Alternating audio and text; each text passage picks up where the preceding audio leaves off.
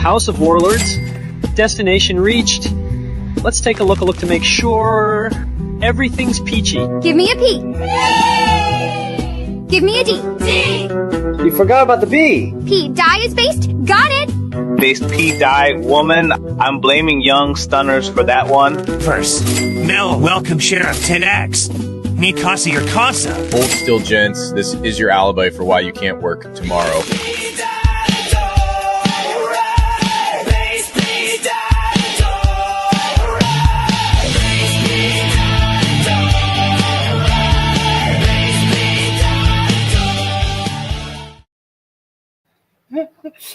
I got a little PIP at the bottom of the screen. I could see Johnny just yawning. That was amazing. How's everyone doing? Huh? You got the energy? Are you ready? I know it's the end of the night. For some people, it's early morning. If you're like Shrey, you never sleep. You're just a god in crypto. I get it. I understand. All right. We got a couple things going on today, and I do apologize. So I'm gonna throw them out there a little early. Number one, I'll be honest. The whole team is just fucking psyched for the Yi stream, and most of the team is preparing for that. So, gonna have a much smaller team tonight, maybe very small. So, tell you what, I'm gonna bring on the team member that I have right now, Mr. Johnny-san. What's up, buddy? What's up, bro? I'm here. I'm with it. You are here, and I am about to do a douchey move. And then be like, and your stream. I got some in real life stuff going on. And as boring as that is, and we don't ever want to hear about people whining about their in real life bullshit. No one cares. It's the bull run. Let's fucking go. Well, I'll tell you what. Way back when, there was an ecosystem that I used to be in. And the day after Thanksgiving was going to be a very big stream that I was going to be hosting. And literally 9 minutes before the stream starts, one of my seniors fell and broke her leg. She has finally returned home today, literally an hour ago. But that basically means that I can't be like, "Hey, welcome home. I'm gonna go and just go away for an hour and a half and go on stream." So I got to kind of get her rearranged back home. It's super awesome. It's super exciting. So I'm gonna basically kick this stream to Johnny. I am very proud of this man for not looking like a deer in headlights, but he's a fucking veteran. He's done this shit before. Let's fucking go. All right, but first off, sorry. How are you, dude? I'm good, man. I'm good. I'm doing better than a lot of other people, like this guy. It's not doing so hot. It's crypto right amazing. Now. That's crypto right now. Yes, yeah. It is. However, but it's not us. It's not us. It's not us. If you're hanging around the right people and you got the right plays, that's right. That's not you right now. So, like I've said a lot of times, you have to adapt in life. And luckily, we find ourselves in a crew of very good people who are doing some very good things. And so we're very, very happy about that. But not to take it away, this is your stream officially. And what would you like to kick off with first as I slowly skedaddle away? So updates, a couple of updates to the community of what's going on of House of Warlords and Council of LP. So I was going to jump in with some updates. I'm not sure if GooGod or the Verse is going to jump in, but if they jump in, we'll go ahead and get a little rowdy.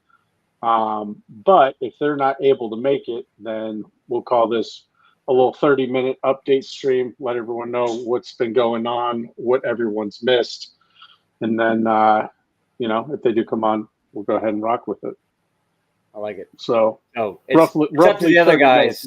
Unless these guys come in. All right. If they don't come in, you're just going to tease the shit out of the community, basically. Correct. And then if they come in, it's rock out with your, never mind. All right. Yes.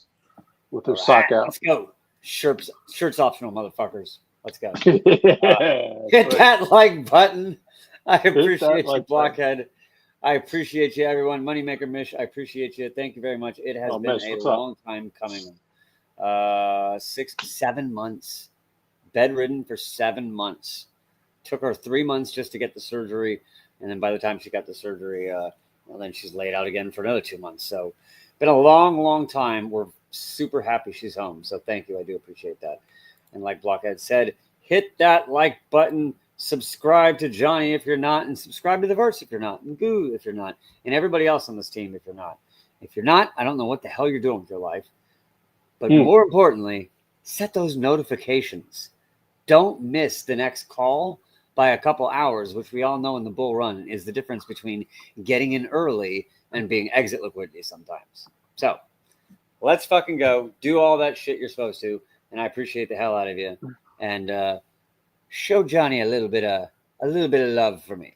Share this out. Peer pressure Goo Verse to get on the stream. See if we can locate Ted on his travels. Anyone.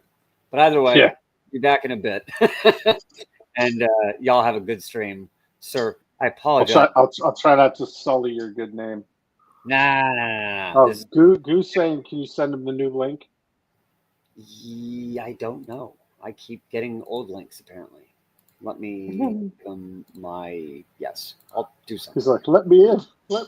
All right. I'm gonna pull off screen. I'm gonna let him on, and then I'll see you later, sir. But don't worry about it. You're not selling anyone's name. If anything, people are gonna go, hey, it was a lot less ridiculous this time. Yeah, probably. All right. A little less tinfoil hat, a little more chef jacket. You know a little less rabbit hole, you know. That's right. La Orange. La Orange. La Orange.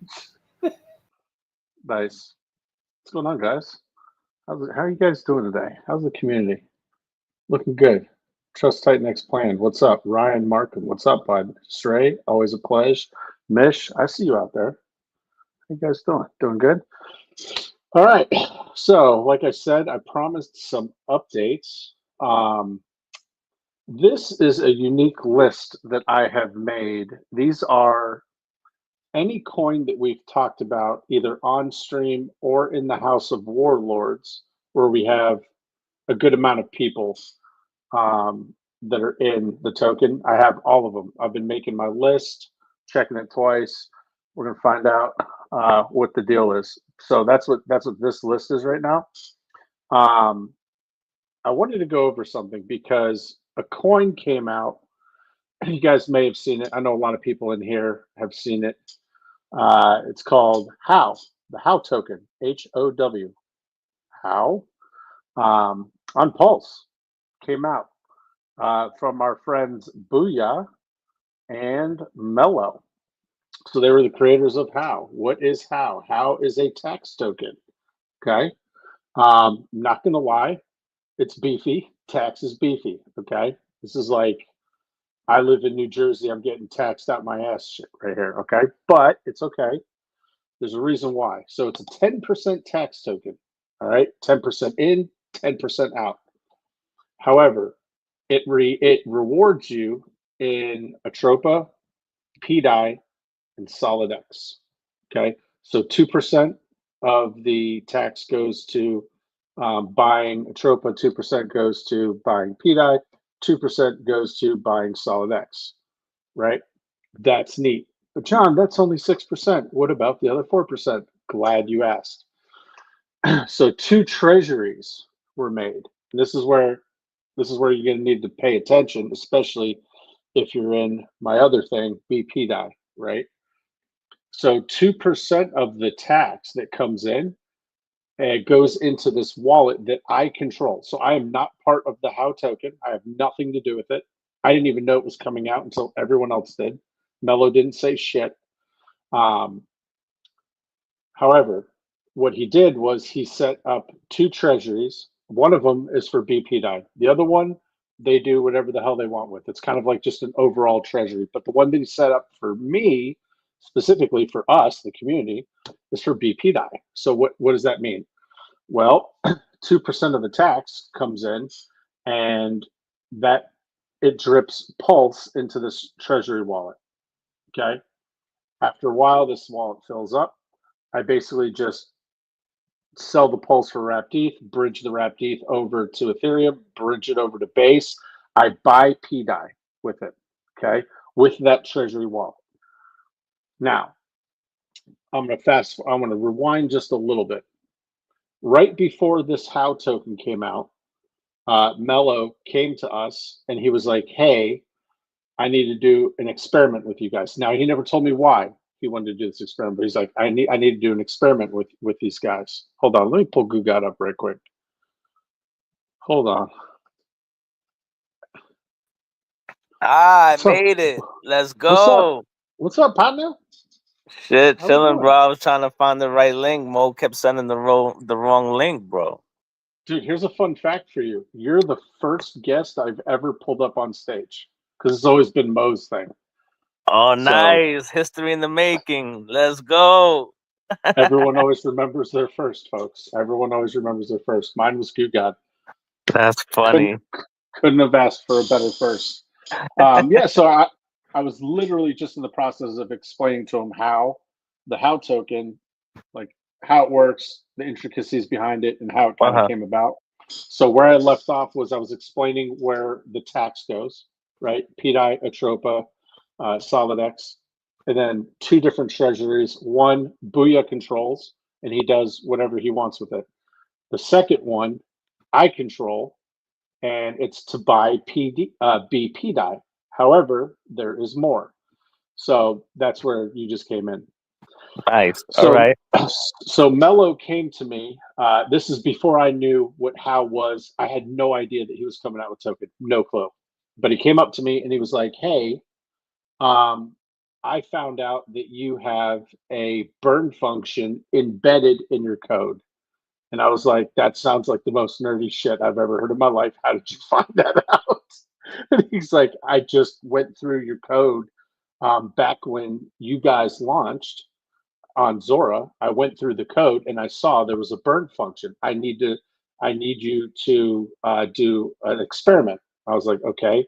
He goes, "I need to see that if you call that function off on base scan, if you manually call that function, if it takes the BPDI and throws it over into just a dead wallet.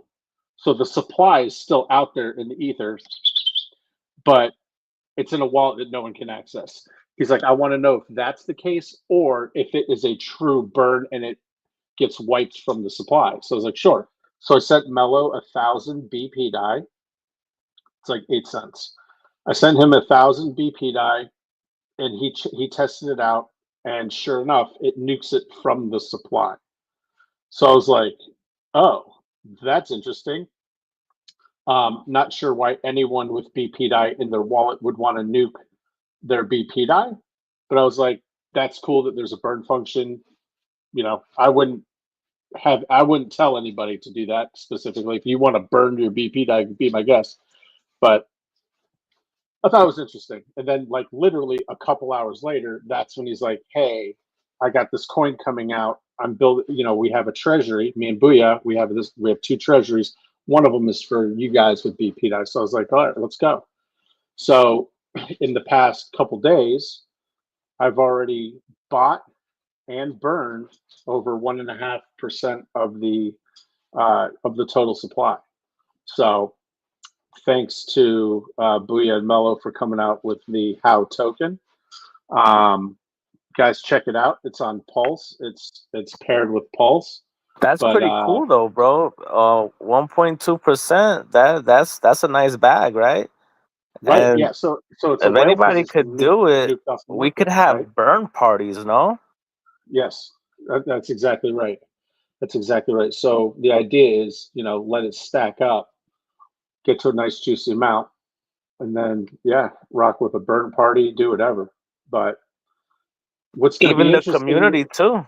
Everybody could take 1% of their bags, which is peanuts. It's pennies.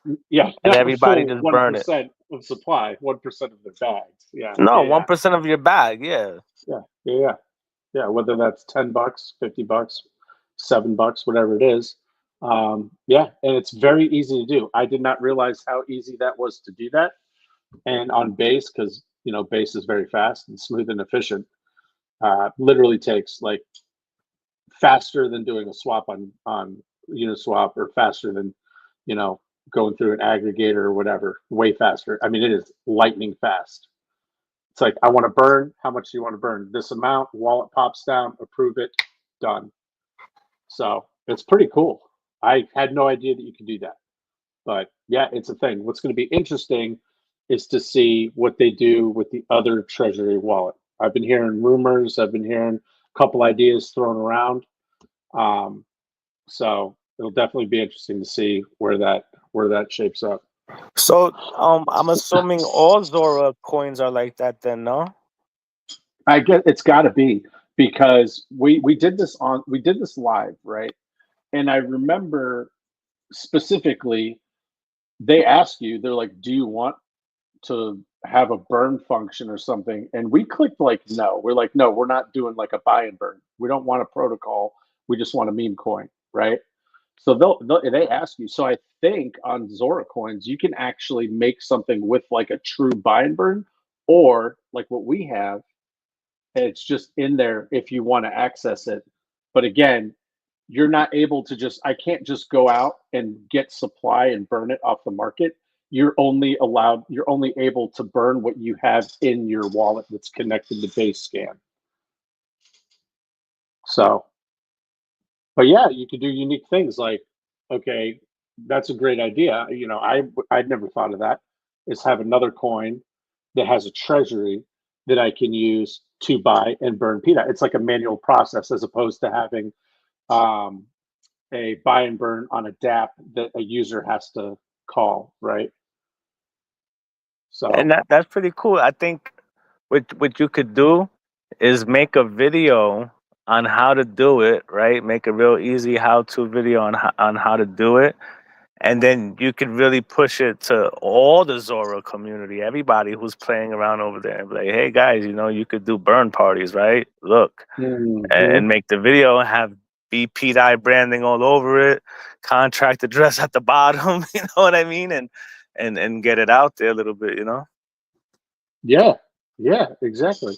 And it's like, okay, this is very interesting, because any Zora coin can have that. But that gets me thinking, like, that would be a neat thing to do if you're just making a protocol and you're not using Zora, you're using something else. It'd be interesting to know, okay, do any of these other, not like necessarily meme coin generators, but you know, would that be something that people would want to put into their thing, just in case you have a buddy like GooGod comes out and is like, hey, I want to build a coin, I want to do a treasury, you know, whatever, you know what I mean? And like, just the collaboration from there, just off that one thing, I feel like could be pretty unique in the future. It would be interesting to see how people utilize that, for sure. Yeah, bro, I like it. I think it's cool. Moneymaker Mish, you mean a buy and burn that actually happens? LOL, and down for community burn. Yeah, that was a burn. That was a burn. Jesus. She chose violence tonight. Very nice. Very nice. Shrey has a public announcement that he would like to make. Let me just say this publicly, Johnny. This will be the only token that I personally will ever be a part of. How is the way? Following Ryoshi's footsteps, 50% supply burnt from Ether. Well, Shrey front ran my next comment that I was going to make. So I know I hit you guys with a couple of unique updates, right? Especially if you haven't been in the damn House of Warlords and Council of LP and any of GooGod's 15 chats that he has. If you haven't been in there and seen what's going on, then this is going to be news to you. But not sure what there was, I guess, some communication going on with Mello, and he nuked 50% of the supply from the HOW token. Now, what does that mean?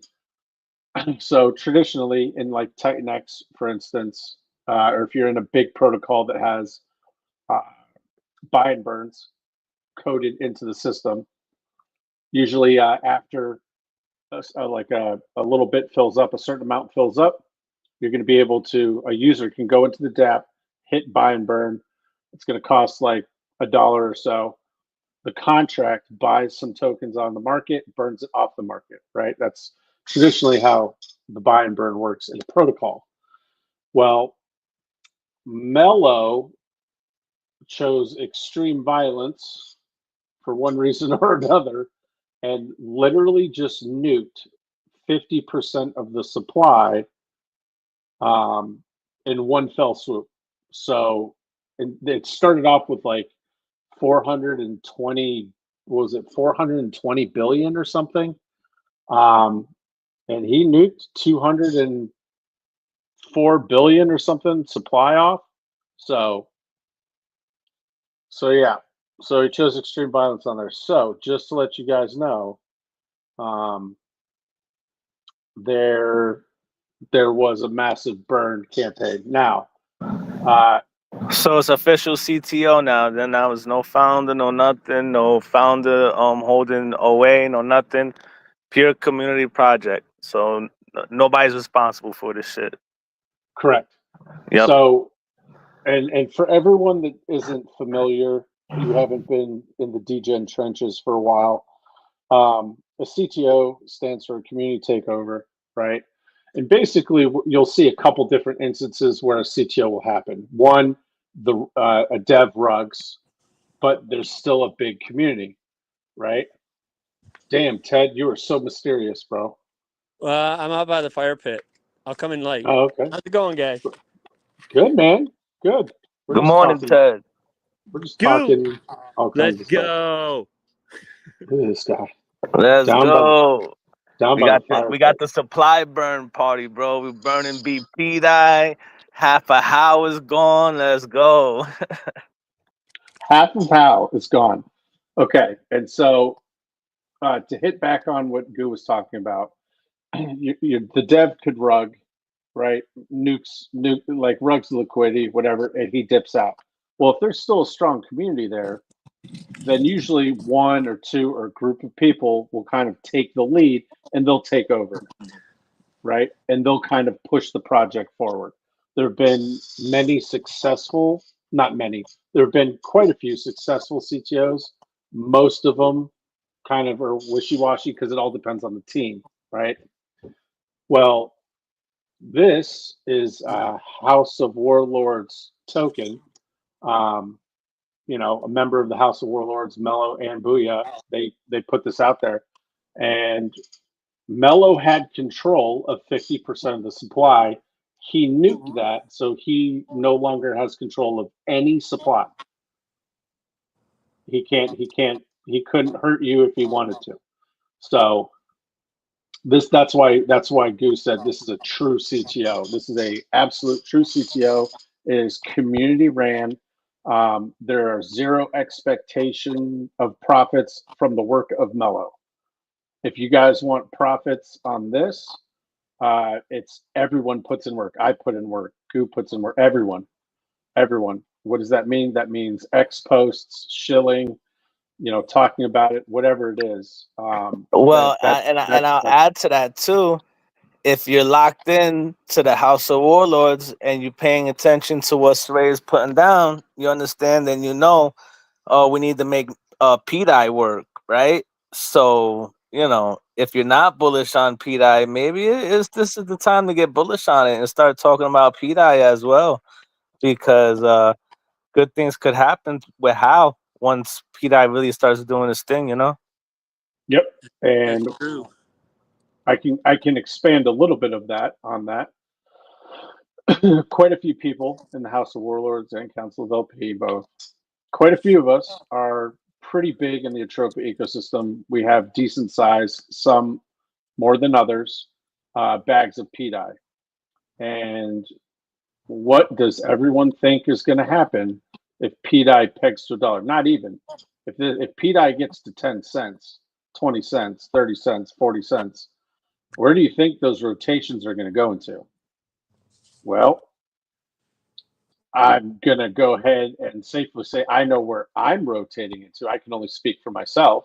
I'm rotating into the things that we talk about, the things that I build, the things that Goo builds, right?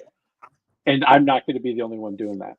So if you guys are in House of Warlords, if you're in BPDI, if you're in King, if you're in any of these things that we talk about, you want to root for PDI, even if you're not in it. you want to root for it to happen, for it to peg to $1, because if it does, we create our own bull run. That's it.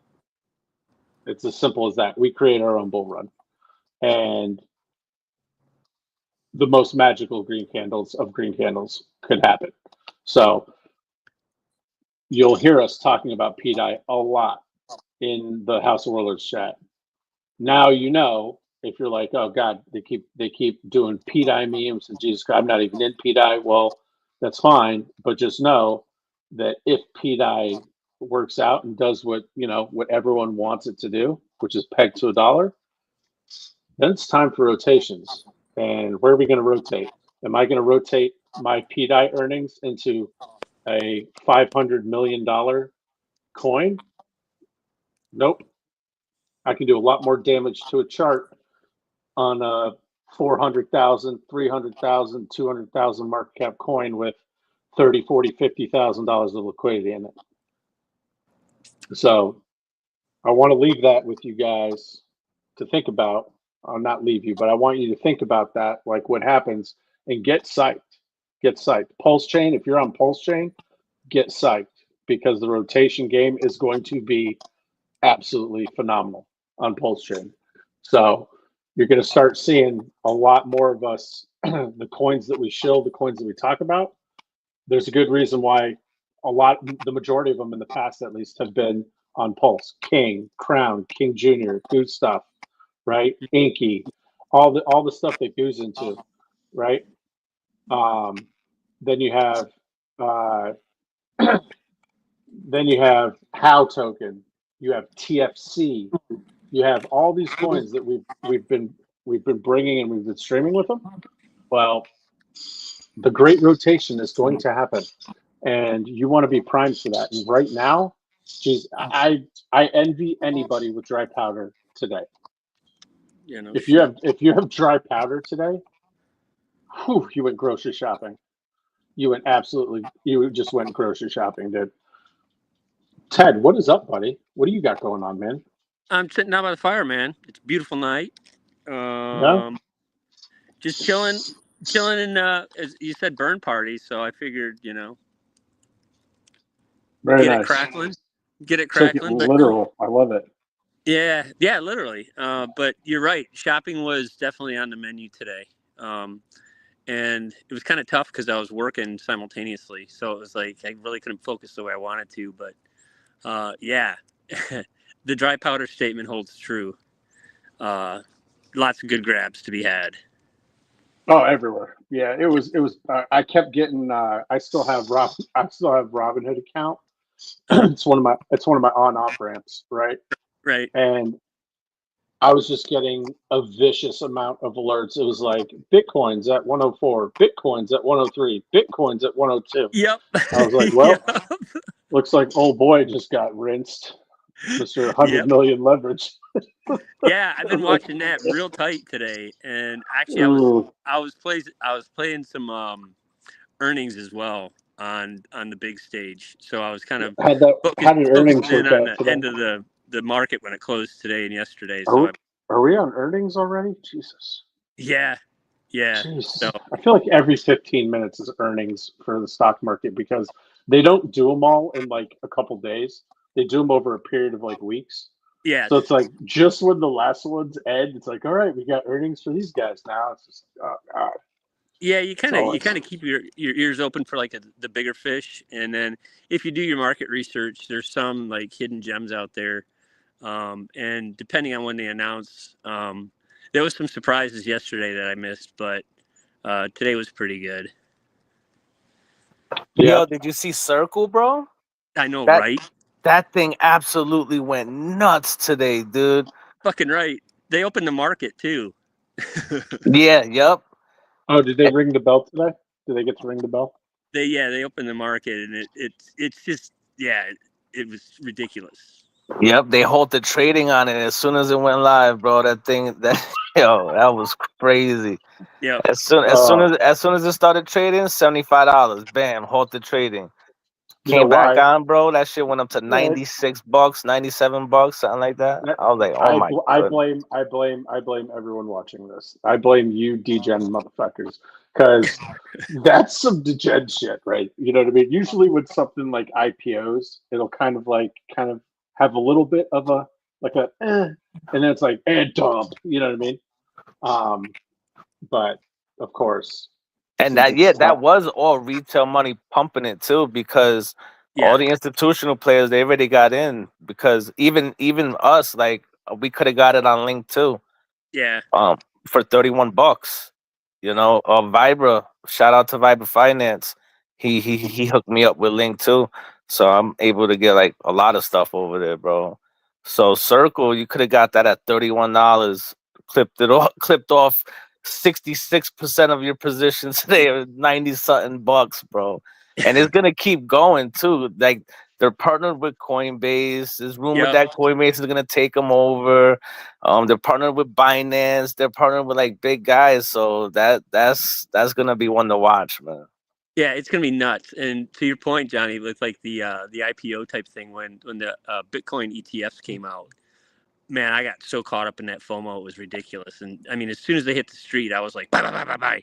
But then I was like, man, you sucker. You know, I kind of screwed up. But you know, in the long run, they're doing what I wanted them to do. And the thing was, I went into numerous different Bitcoin ETFs, and throughout time, just kind of weeded out the ones that were the better performers and stuck with those. But yeah, that the IPO thing, you got to be really careful with that.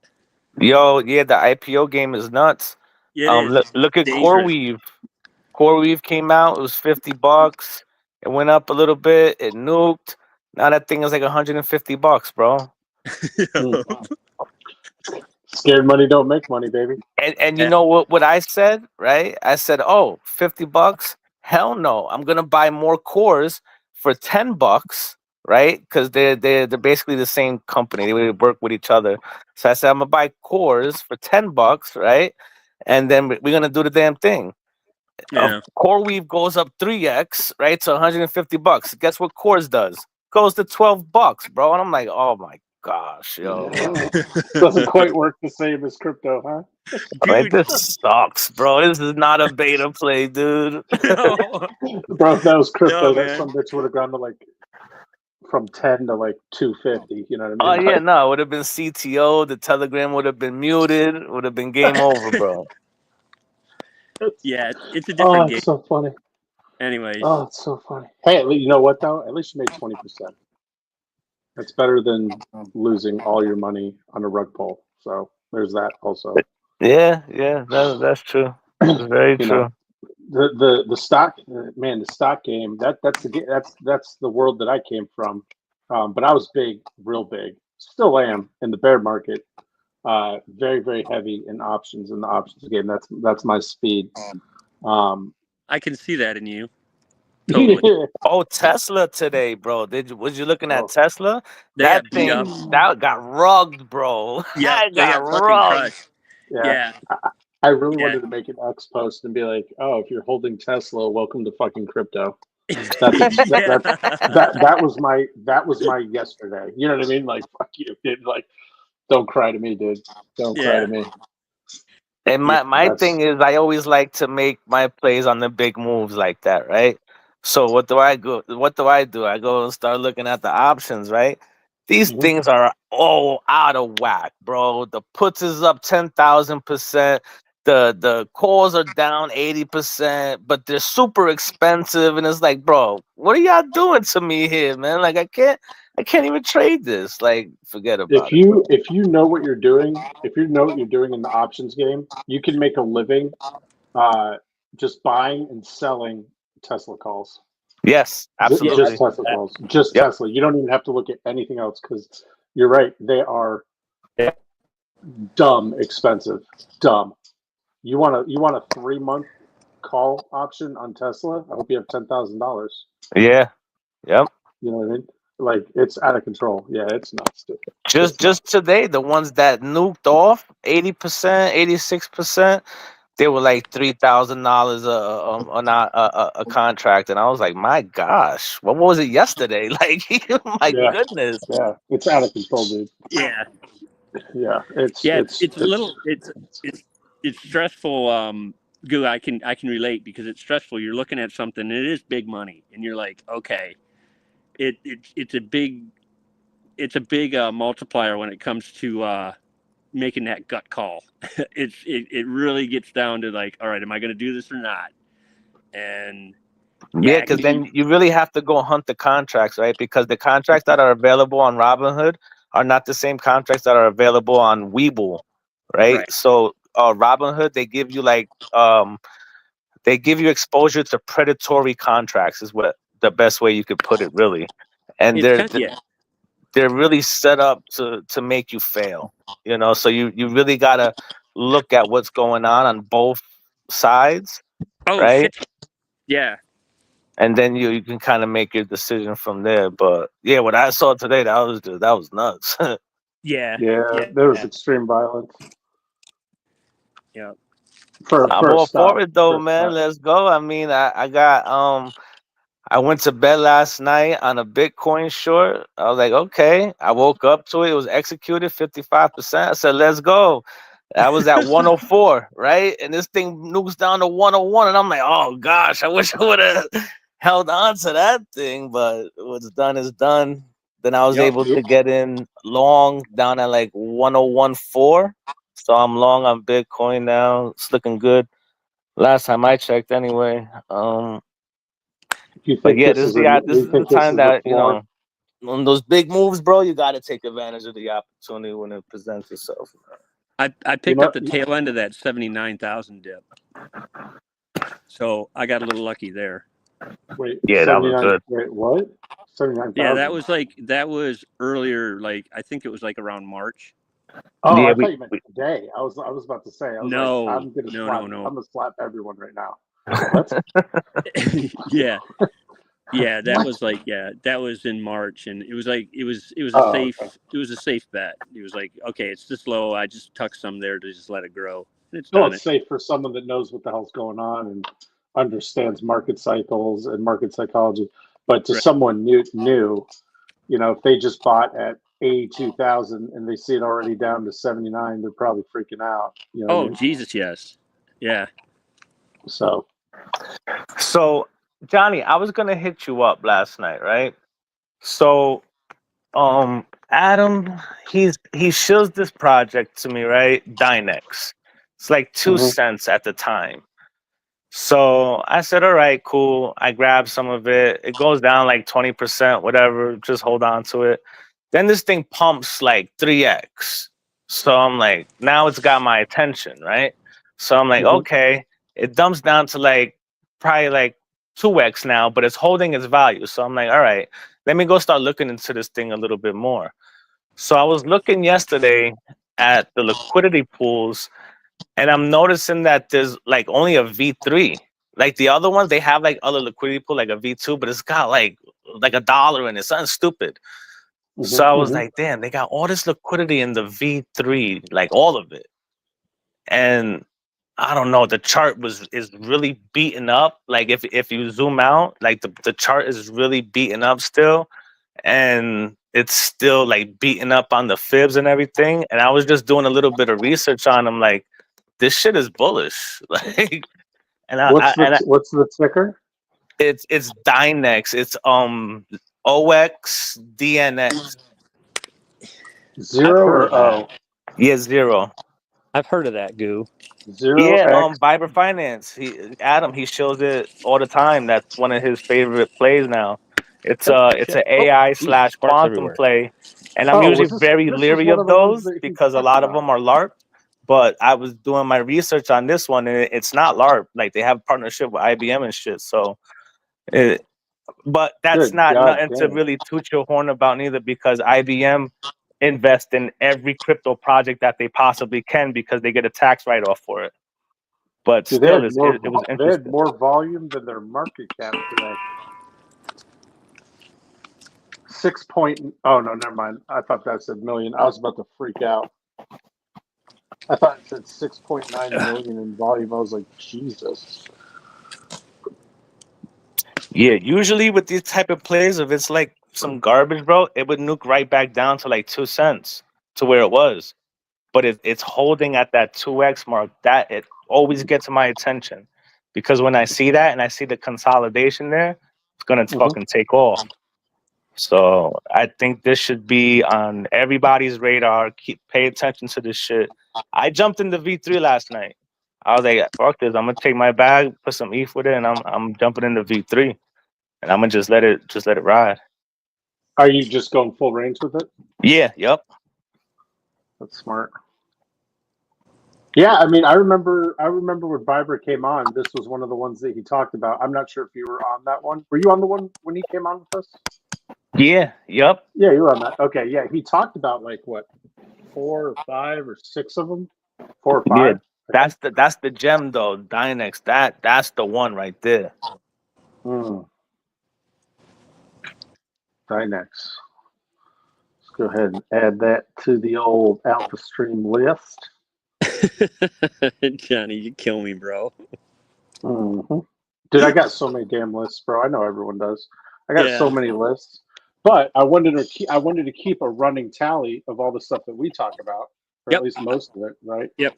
That I know. Yep. That I know, like a lot of people are in. That a good amount of people are in. Here's the cool thing: when I say I know people are in, what I'm talking about are people like Goo God, people like Stray, people like Booyah, people like Tomo, people like Trust Titan X Plan, people like Ryan Markham, people like these guys that you're seeing in the chat, that you see active in the House of Warlords. When we put our mind to something, like we can either A, take over a V3, B, paint a chart like Leonardo da Vinci. This group has been known to paint charts, so just be careful if we call something on here, especially if Chris comes on here and opens his mouth, or Goo God comes in here with like a play of the day. Like every time these guys talk, the chart fucking seems to do a 2x in like 4 hours. So have your pencil and pen. Yeah, at the my ready. list is called The Squad. The Squad, nice. Yeah, it's called The Squad, and so that's my running tally of this this highly educational, highly informative stream that we've managed to drum together. Oh, you know what? You just reminded me. Speaking of chart violence, Goo, what was going on with King yesterday, dude? Yo, funny story. Bro, that was like no one was saying anything about it. Everyone was talking about like how or whatever, because that was the new latest and greatest. But I had my eye on King, and I was like, okay, it's up. Okay, it's up more. Okay, it's up more, because I keep getting alerts. Okay, it's up more. I'm like, this some bitch just went up 30% in like a couple hours. Like no one saw. Is no one talking about this? Like, what the hell's going on here? Like, yeah, I was bull posting that all day yesterday, bro. What happened was, right? So I've been a lot more active in my core channel and degenning and stuff like that, because let's be honest, it gets boring, right? Yeah. So I'm out there gem hunting and stuff. So I wake up yesterday morning and I was like, all right, y'all want a CA? Hit the reactions. So everybody hits the reactions. So I'm like, all right, I'm going to give y'all a CA. And this is right out of Crash's playbook, right? This was nothing like original from me. So, okay. So I said, all right, in 10 minutes, I'll post the contract address. Then 5 minutes go by. I said, in 5 minutes, I'll post the contract address. 5 minutes go by. I post the King address in my core channel. Right? So this thing starts pumping, bro. And I'm like, what? I'm like, bros, I shield King all day, every day, everywhere that I can to anybody that could possibly listen to me. You can hear me? Oh yeah, I was giving my hat off to you, because that was from outside the absolute box thinking.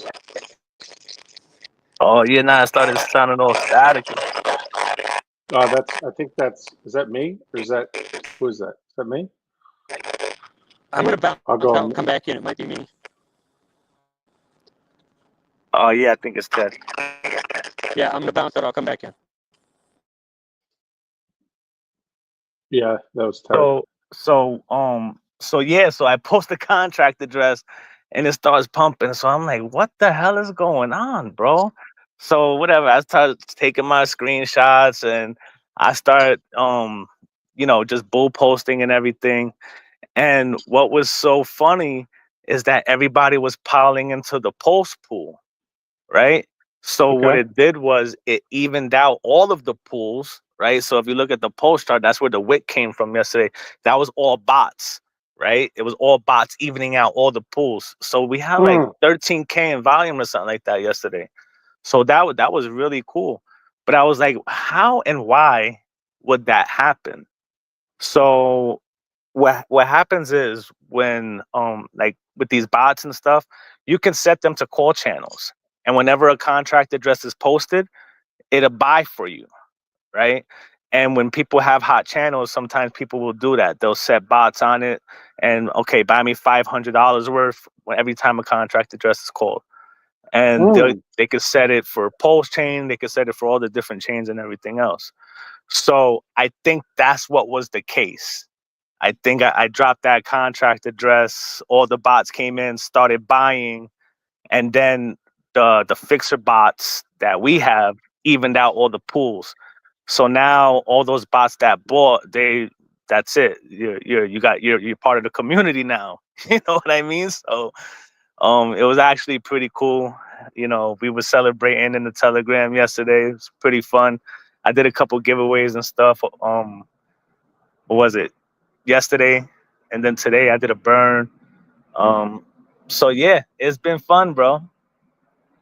Dude, yeah. I was like, wait, what's going on right now? Because I saw you in the House of Warlords chat, and I didn't see you saying anything. So I'm like, does he know that his chart is pumping right now? Because this is pretty exciting. I mean, when everything else is down and you get to look at a chart and your thing is up, especially if it's up like aggressively, that's always like it's like a different type of dopamine hit, man. And Yeah, really, bro. When I looked, it was understand are the founders. Well, shit, yeah. When I looked, bro, I was like, yo, what's going on, bro? I was like, wow, yo, this is great. So Yeah, I tried it again today to see if the bots were still on, and it didn't work. So I said, yeah, okay, the bots is probably they probably turned them off, which is a good thing too now. So now whatever we post in there, it'll be safe. Won't get sniped. That's awesome, dude. Yeah, good for you, man. Hell yeah. But yeah, bro, that shit was up like 48%. I was like, holy shit. I was like, well, good thing I topped off like a couple days ago. That was a wise choice. I wanted to get your thoughts a little bit on like how I like to ask people that are like OGs in crypto that have been doing this for a while. I like to get everyone's like opinions because everyone has a different way of playing it, right? How would you go about like someone relatively newish to crypto? They don't really know what they're doing, but they have like 2 Gs, right? With everything that you know now, and also knowing that jumping into the House of Warlords for the uninitiated, I mean, it's the Wild West in there. It really is, right? At any given time, there could be 10 calls going on at the same time, right?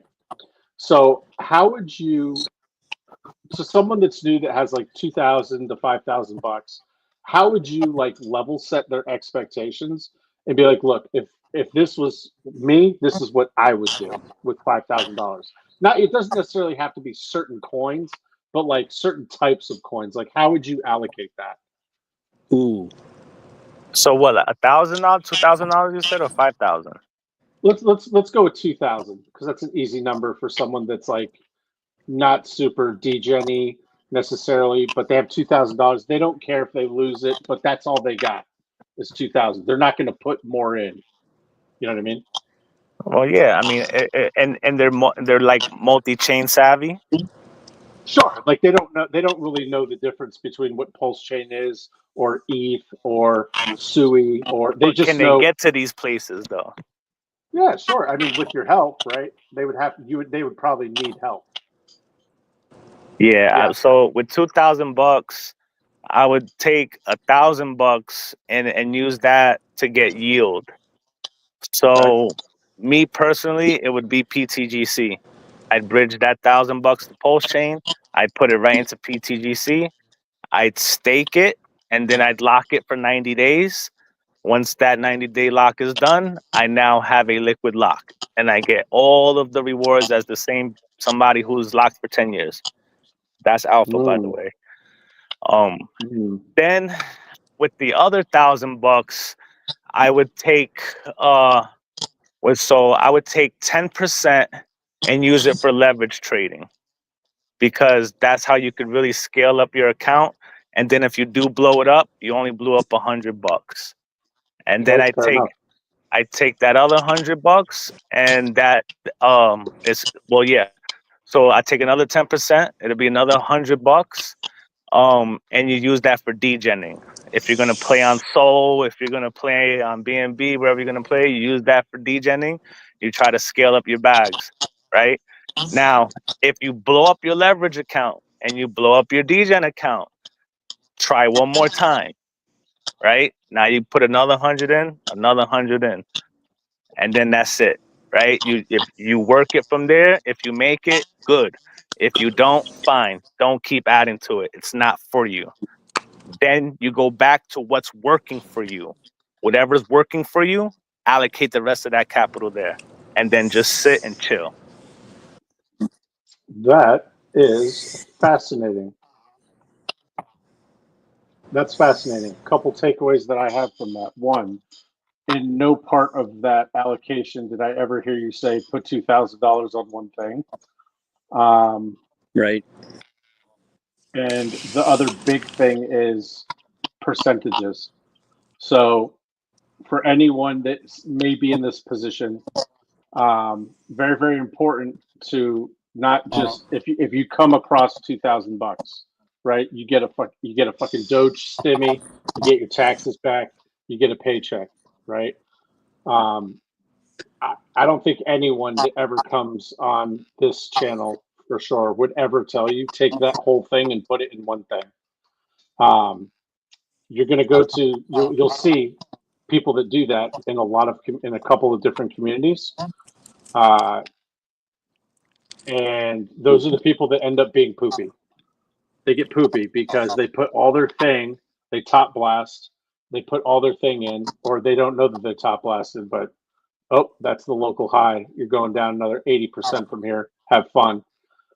And you have to sit there and watch all $2,000 of that go down to 80% and hope that it comes back. Right. Because you'd be ridiculous to sell at an 80% loss, right?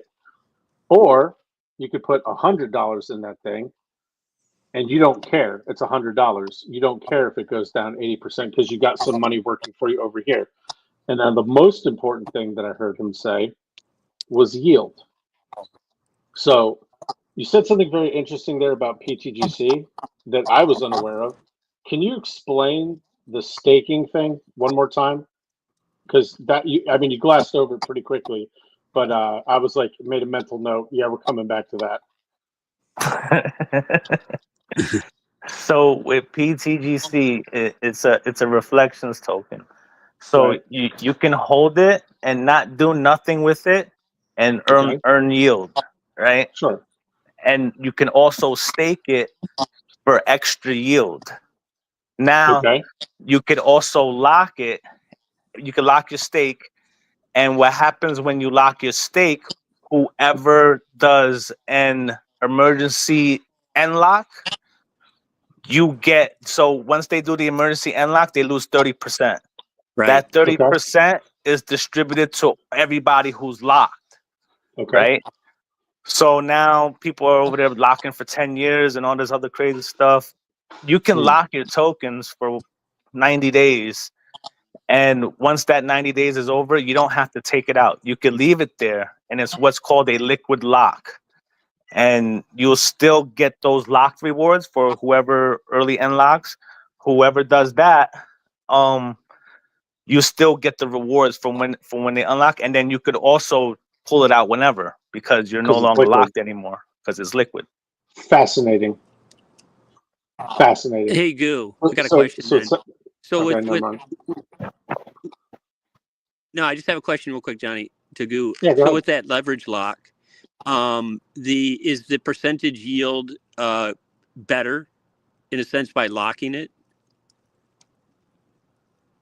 Well, Okay. no, Okay. because you're not getting that an make extra sense? yield. The only thing that you're getting exposure to is that 30% from the early end stakes. Got You're it. not getting Okay. an extra Yeah, I yield see for it now. locking. Okay. But when people do Yep. Okay, I'm do with you. them emergency end stakes, bro, those payouts are heavy.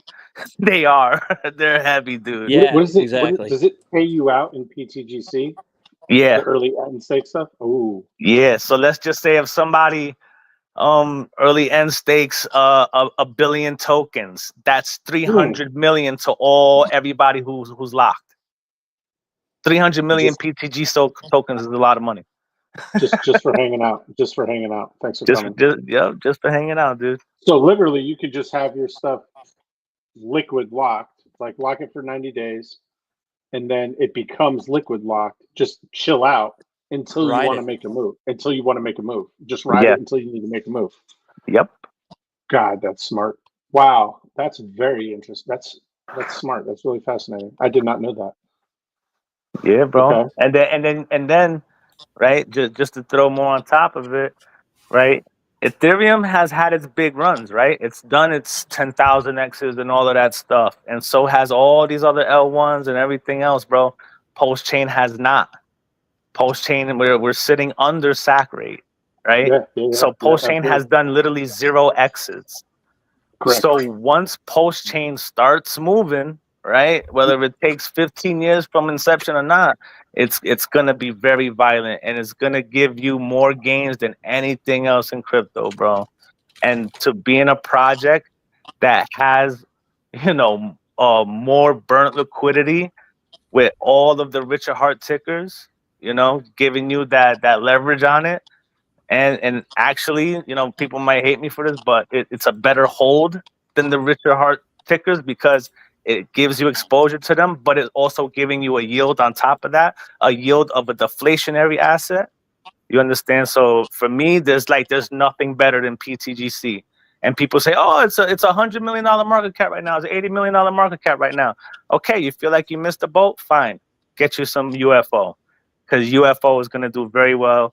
And UFO actually has more liquidity than PTGC.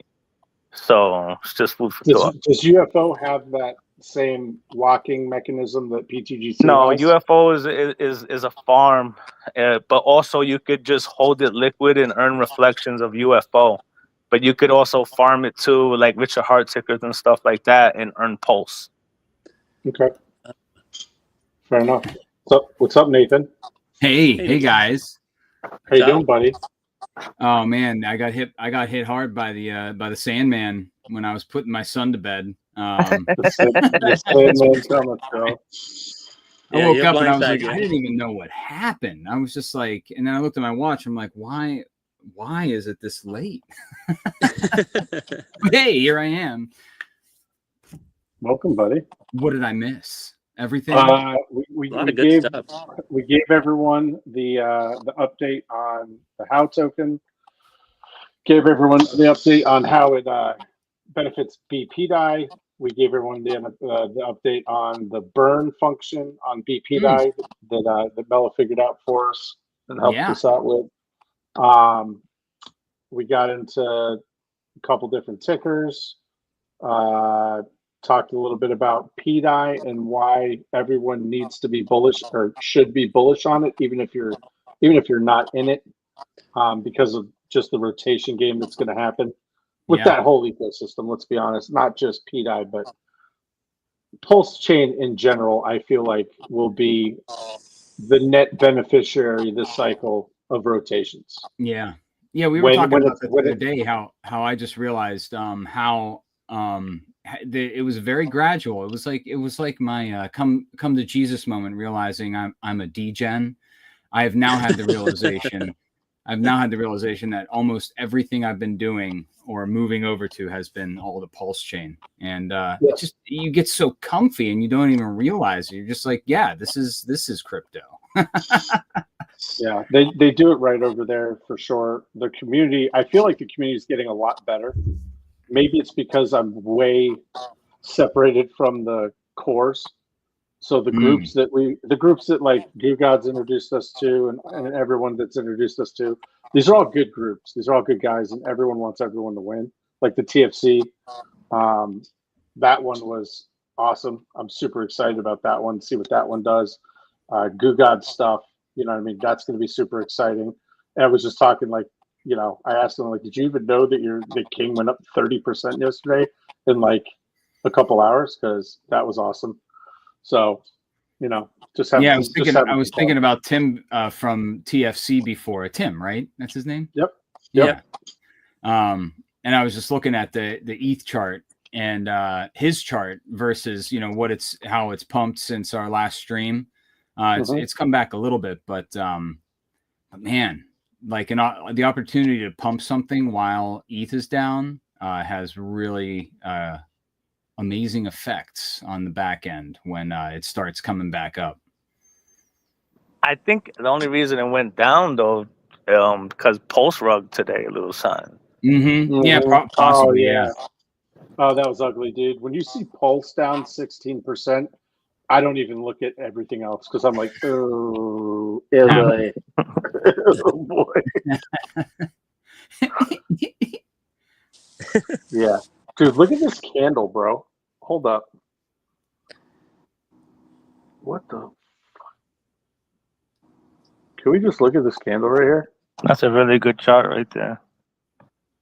Bro. Yeah. Hold up. I'm switching this to market cap. Because when Tim came on, where was this thing, Goo? The bottom of that God candle. Like right around here, right? Uh-huh.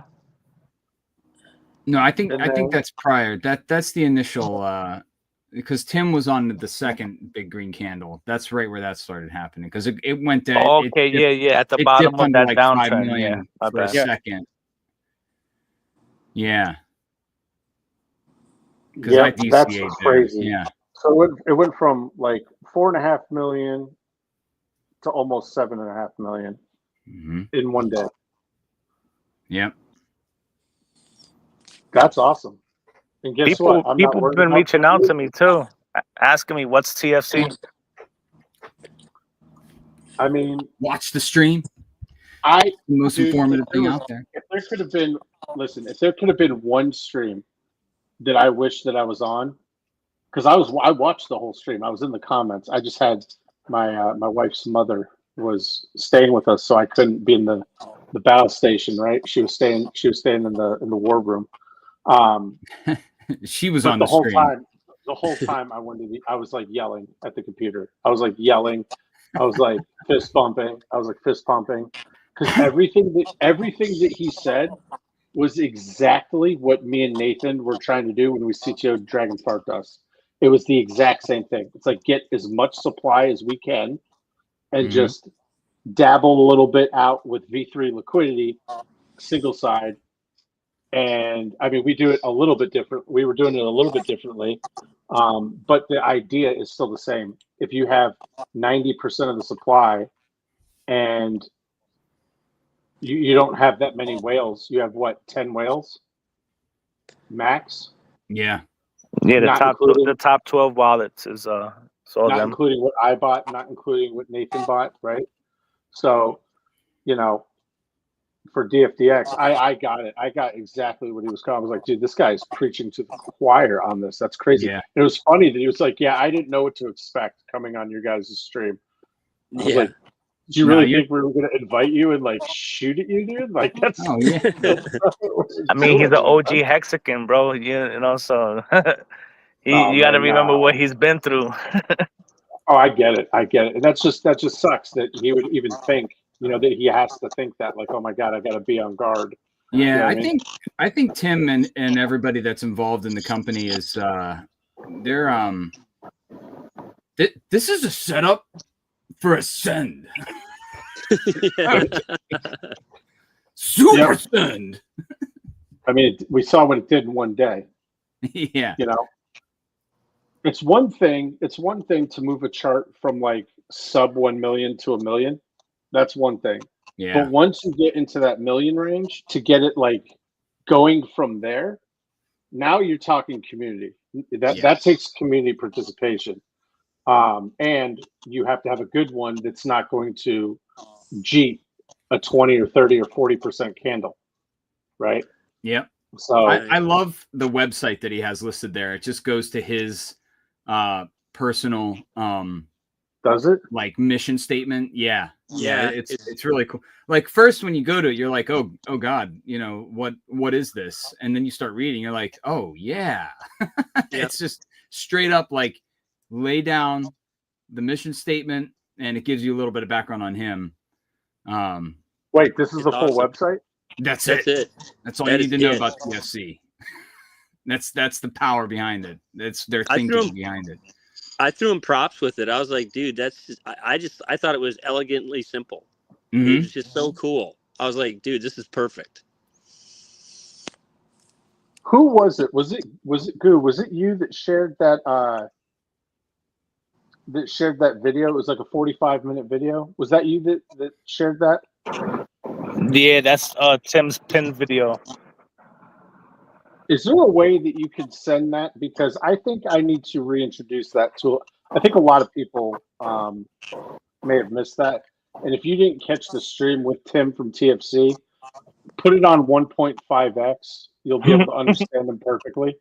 And watch the video. It's worth watching through the whole thing. Yeah. Because that video is very important. You have to watch that video. You can watch it once over and grasp everything. But one thing that I didn't get from that video that I got from the stream was that these are all IRL investors, right? This is all IRL people, right? A lot of them are hexagons that looking for something to do with the hex stakes that they claim. So this is different. You know what I mean? That, like you said, you don't see the jeeting on 40% candles and stuff like that. Mm-hmm. Yeah, because this is a different breed of people that's in this project. You know, it's not a bunch of, PTSD-ridden degenerate jeets that, you know what I mean? Getting in and jeeting for whatever amount of gain they could jeet for, right? This is not that. And that actually sparked something in me. And I was like, you know what? I'm always trying to onboard everybody from all these chains to come to Post Chain. I'm done doing that, bro. I'm not onboarding no more crypto bros or Solana bros or none of that to Post Chain. I'm onboarding my family members. I'm onboarding the constituents of my father. Like I'm onboarding the masses IRL now, bro. Now we're at the bottoms and everything. I feel comfortable. If things go to shit, which it can't get much worse than this, right? So I feel really comfortable onboarding IRL people now. Before, months ago, when everything was ripping, bro, and at Christmas time, my family asking me if they should buy Bitcoin at 110K and all this crazy shit, I was like, no. You know what I mean? Like, and they're like, well, if you believe in it so much, why are you telling me no? Like, this is not the time to buy it. Like, you actually make me want to sell right now. And that was actually the top. That was literally the fucking top, bro. You know what I mean? So that's a sell signal. Any of you IRL people start coming and ask you if it's time to buy Bitcoin, sell that shit. So, but that's my mission now, though, bro. Is onboarding the IRL people, getting them over here, getting them in the good projects, and and a lot more charts will start looking like the TFC chart. Hey, you onboarded me. I didn't even know about it until you talked about it. You talked about it. You sent me the video. I watched the video. As soon as the video was over, I went and bought a bag. Then as soon as the stream was done, I bought a double-sized bag than the first one. Because I was like, he's willing to come on stream with us. And that could be, I mean, I'm not saying we're intimidating. I'm sure as hell not intimidating by any means. But he came on by himself with like 6 people. You know what I mean? That could be intimidating, you know? And he came on. He did a fantastic job. I think everyone loved it. Yeah, he let loose. He was chilling with us. And he explained. I can't say enough about him. I wish I could have been on that stream with you guys. But it's probably good that I wasn't. It would have been a 4-hour stream. Dude, you chatted. You're like a brother from the same mother type of thing, type shit. You were like all in it. It was great. Yeah, I know. It was rough for me having to listen, but you know what? I felt like he was just another one of us. He's a guy that gets it. And fun fact, if you guys don't know about Tim and all the stuff that Goo was talking about, he is more than doxxed. My man is super doxxed. Like his company is doxxed. Like everything about him is super doxxed. And you know that the internet is filled with weirdos. You don't dox that heavily if you plan on doing some fuckery. You know what I mean? Like, why would you do that? Why would you want to invite people to come and retaliate against, you know what I mean? So once I found out that this guy, like everything about this guy is like super duper doxed to the 8th level, I was like, all right, well, if he has that much faith in his project where he's doxing like that, that's all I need, man. That's it. Okay. Yo, you guys like to speculate, right? You like speculation? What's the price of TFC right now? Well, I'm looking at the price of TFC? Just the price. A little over half a penny. A little over half a penny. You can double check me, but I think a 10,000 X from the bottom puts this thing at like 20 cents, I think, right? Can you check that for me?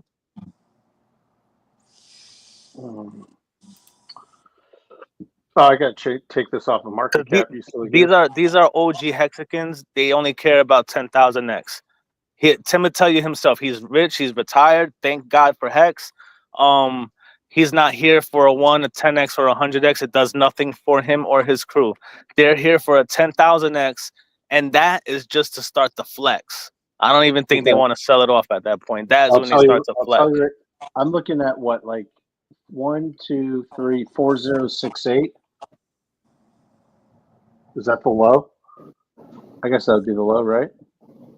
Somewhere 4 zeros, 6. Oh, 6, 3. From launch, yeah, whatever the low is from the launch price. Let's see what the low was for the. It may have gone a little bit below that. 4 zeros, 4, 2. 1, 2, 3. Yeah, okay. 4 zeros, 4, 2. So let's do that. 4 zeros, 4, 2 times 10, 1, 2, 3. 42 cents. 42 cents. So that's what we're looking at, bros. That 42 cents, and it's what, half a penny right now. So yeah, we can speculate. This thing is gonna go anywhere from 20 to 40 cents, bro. They're shooting for that 10,000X. And I know they're not going to be satisfied until they reach that 10,000X. I don't know if it'll take a year. I don't know if it'll take 5 years. But I know they're not going to stop until they fucking reach that 10,000X, bro. So I'm going to be here all the way to 40 cents, bro. And guess what? This is paired with King. And I am not touching that pool. That pool will stay intact just as it is. If I get another nice dip, I'm going to add to it. And yeah, bro, we're building legacy, bro. That's it. You heard it here. 42 cents is what we're looking for. That would be crazy. Shrey, Hex was a lifesaver. It absolutely was if you were not staked. I know a lot of people that I don't know. Goo, what would you have done? If you had like $2 million, it was staked. So on paper, you were a millionaire, right? On paper.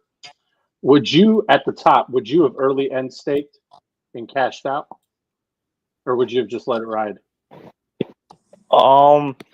Knowing what I know now, right? Hindsight is always 20/20. No, I would have been fucking riding that thing. Euphoria was at all-time high. We were all rookies in the game. So yeah, no, we're staking it. We're staking for 10 years.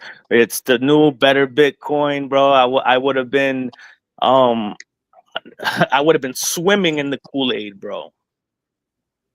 So yeah, nah. I would have been right there, just right along with everybody else, and that's why I wasn't there. You understand? So the universe, you know, always guides me, bro.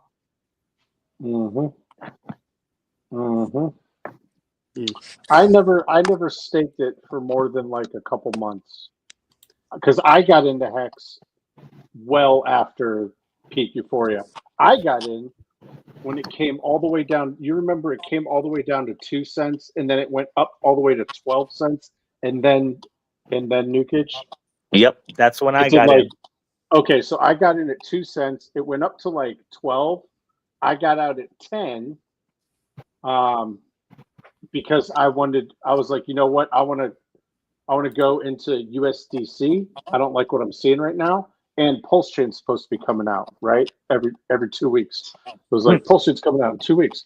So I was like waiting for Pulse Chain to come out, but I didn't want to stay in Hex because if the price was going to drop, in my mind, my thinking was, well, I don't want to be holding this dropping price. I want to at least have this bag to be able to put into, right? So I got lucky and got out at 10 cents and just kind of held until Pulse Chain launched. And then I got wrecked properly. But you know what? No regrets. No regrets. I would do it the same way. I mean, knowing what I know now, I would have bought like just an absolute ass ton of P-Dye and I would be on a yacht right now. But do you remember when Teddy Bear came out and everyone was like, what the fuck is this? It has $500 in liquidity. You remember that? Yeah. I don't remember it having $500 in liquidity, but I got in at 100K. Then it nuked down to 50K. I said I got pissed off, so I doubled my bag. I put half of it in the LP, and then I sent the other bag somewhere else. And then I was like, "That's it. I'm not touching this shit no more." So you've been in it since 50K? Huh? You were in at 50K? I originally got in at 100K, and then it nuked to 50K. So I bought the dip, and then I added LP at that point too. And then forget about it. After that, it was game over. What made you go into that? Was it B Roots talking about it? Yeah. So I'm pretty cool with B Roots. So, you know, he used to slide me a lot of shit. So P-Dye, I'll tell you right now, and I got it on my page too, so I can verify all this shit. P-Dye was like probably like around 200, 300K, something like that. Atropa, I got in late. I got in at 380K. I remember that. And then Teddy Bear was 100K and then 50K. So, and then TSFI, I don't remember my original purchase on TSFI, but I have a tweet there that says I was buying the dip at 17 cents. So I was already in before that then. I was in all of that stuff early, bro. Early. Wow. Yeah, Teddy, ooh, that was an awesome one to get into if you were early. Yeah, I remember seeing that floating around. And I'm like, what the fuck is Teddy Bear? And then I remember B Roots shilled it so hard that like you couldn't. I mean, you couldn't. Bro, so there's only 2 projects that he was ever very adamant about to get into, and he's not like that. He's not like that at all with his friends. Not like that. He's like, you're either in it or you're not. Fuck yourself. He was very adamant about these 2 projects. One was Proof of Memes, which did 100x in the bear market and saved everybody. Saved everybody, bro. That was the one, and then the second one was P-Dye. That went on to, you already know. Yep. I got in 2 days before the Sami FUD event. Nice. That's when it came. Well, I'm not done. The story doesn't end there. So and I'm a huge Sami fan, right? Sami puts out this tweet. He's like, "Hey, it's mintable, blah blah blah blah." I didn't even think. I was just like, "Oh, I'm out. Fuck it," and I was up, right? Because I'm like, "Hey, look, I'm up really nice right now. I'm just gonna exit, see what happens." So the Sami candle, the death candle comes. And then I was like, wait a second. People are buying this still. Like, what the fuck is going on? And it literally like retraced that in almost no time. I bought back in the next day. It was a little higher than when I got out. Or it wasn't that much. It wasn't that huge of a difference. It was kind of like a net neutral. Like I got out and then I got back in. I didn't like have to pay more necessarily, but I didn't get like a great deal. Because that sumbitch came back up pretty quickly, like off the rip. It like wicked down, then came back up, right? Then I got into, I'm going to tell a story here. This is embarrassing as fuck. I had 23 million PDI. Okay. Right now, that's a decent sized bag. Anyone would be happy to have, if it doesn't have any PDI, trust me, you'd be happy to have 23 million, I promise you. Yeah. So I had 23 million PDI. Someone comes out with this protocol before any of these any protocols came out. This one comes out called PDI Earn, and the idea was you could stake this coin called PDI Earn, and you would earn PDI by staking it. So I was like, all right, well, I'm holding PDI for the cycle anyway. Let me just go ahead and do this. The PDI Earn token itself was fine. You could trade it, you could sell it. It was fine. Not a whole ton of volume because all the PDI guys were like, that's a fucking scam. That's a fucking scam. That's a fucking scam. Well, the yield on it was pretty incredible. And I got drunk with yield envy and I got into it. My dumbass, instead of staking like 1,000 PDI, instead of buying like 1,000 PDI worth of PDI Earn and staking that, I went in with my whole bag. I nuked all of my PDI into PDI Earn and I staked the whole thing.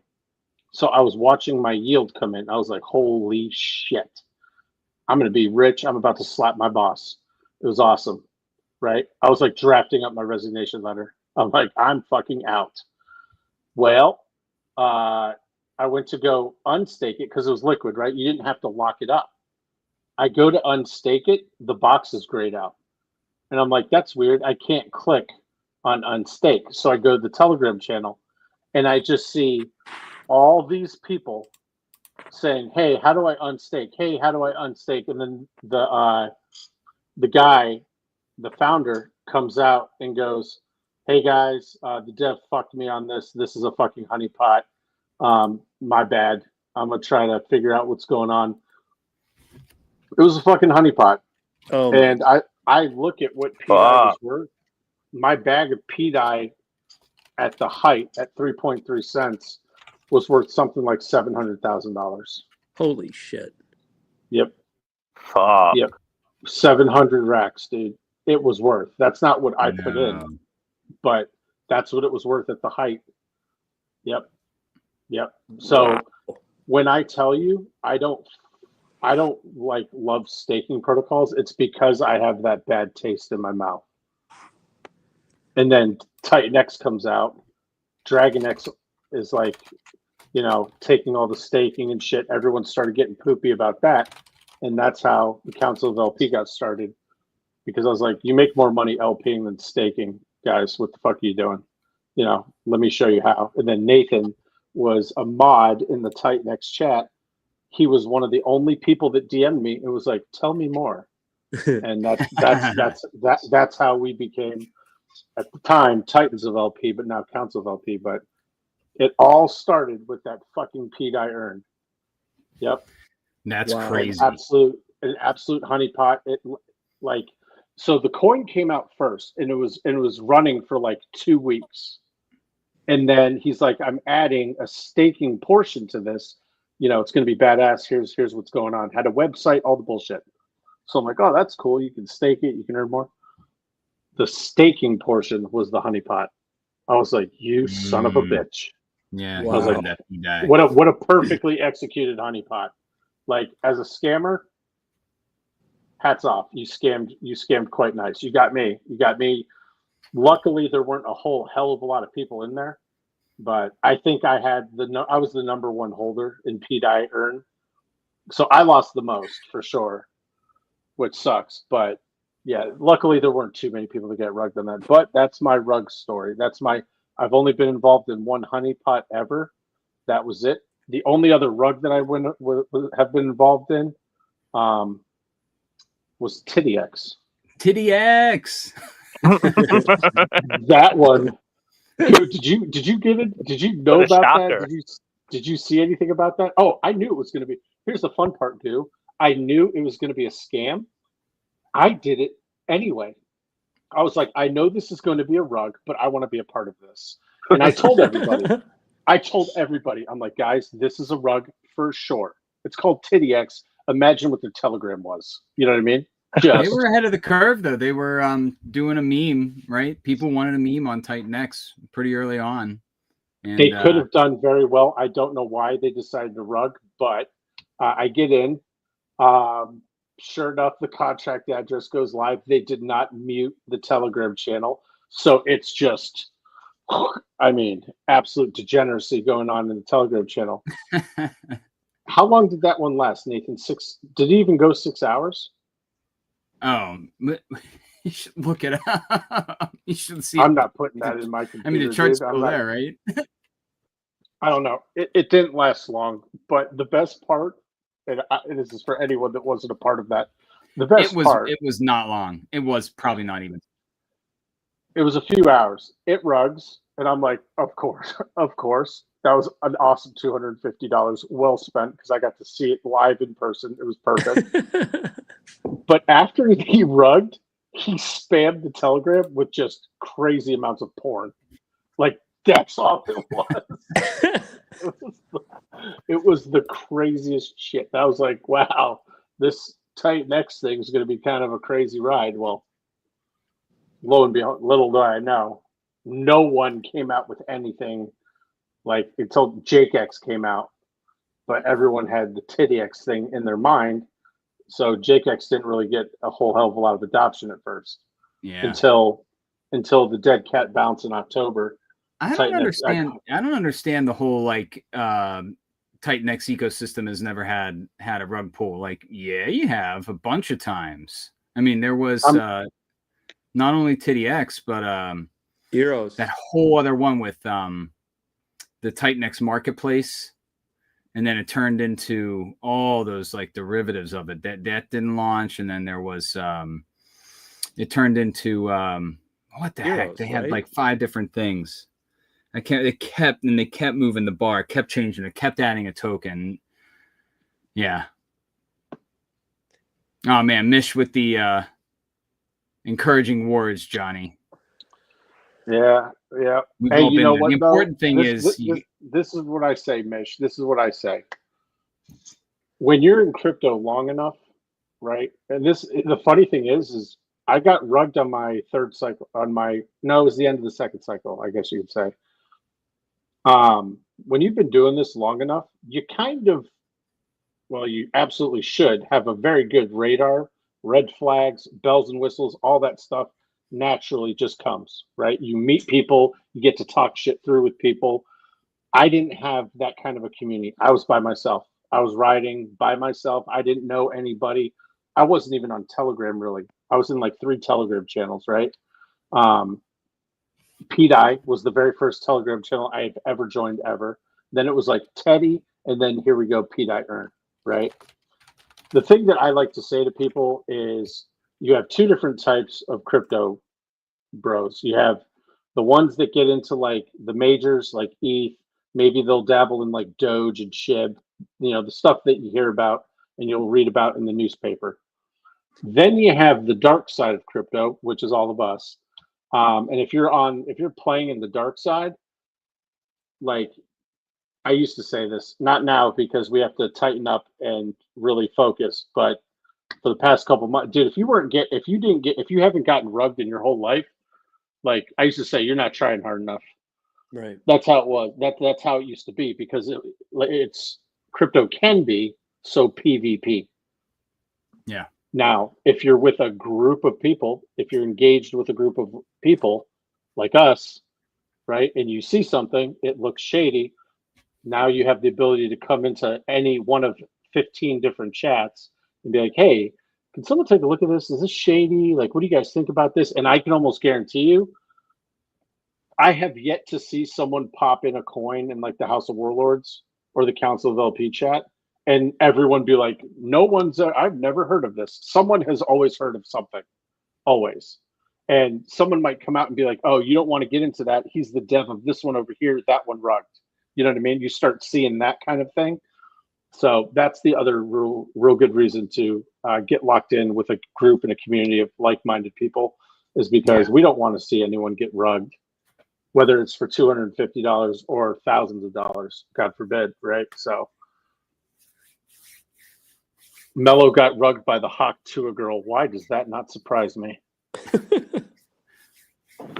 Yo, I got rugged by Hulk Hogan, bro. No, not the Hulkster. Bro, I wasn't playing with none of that stuff. I still had some soul in my wallet, but I wasn't doing none of that, bro. And I'm an 80s baby, man. So Hulk Hogan, that you already know, bro. That was the American Idol.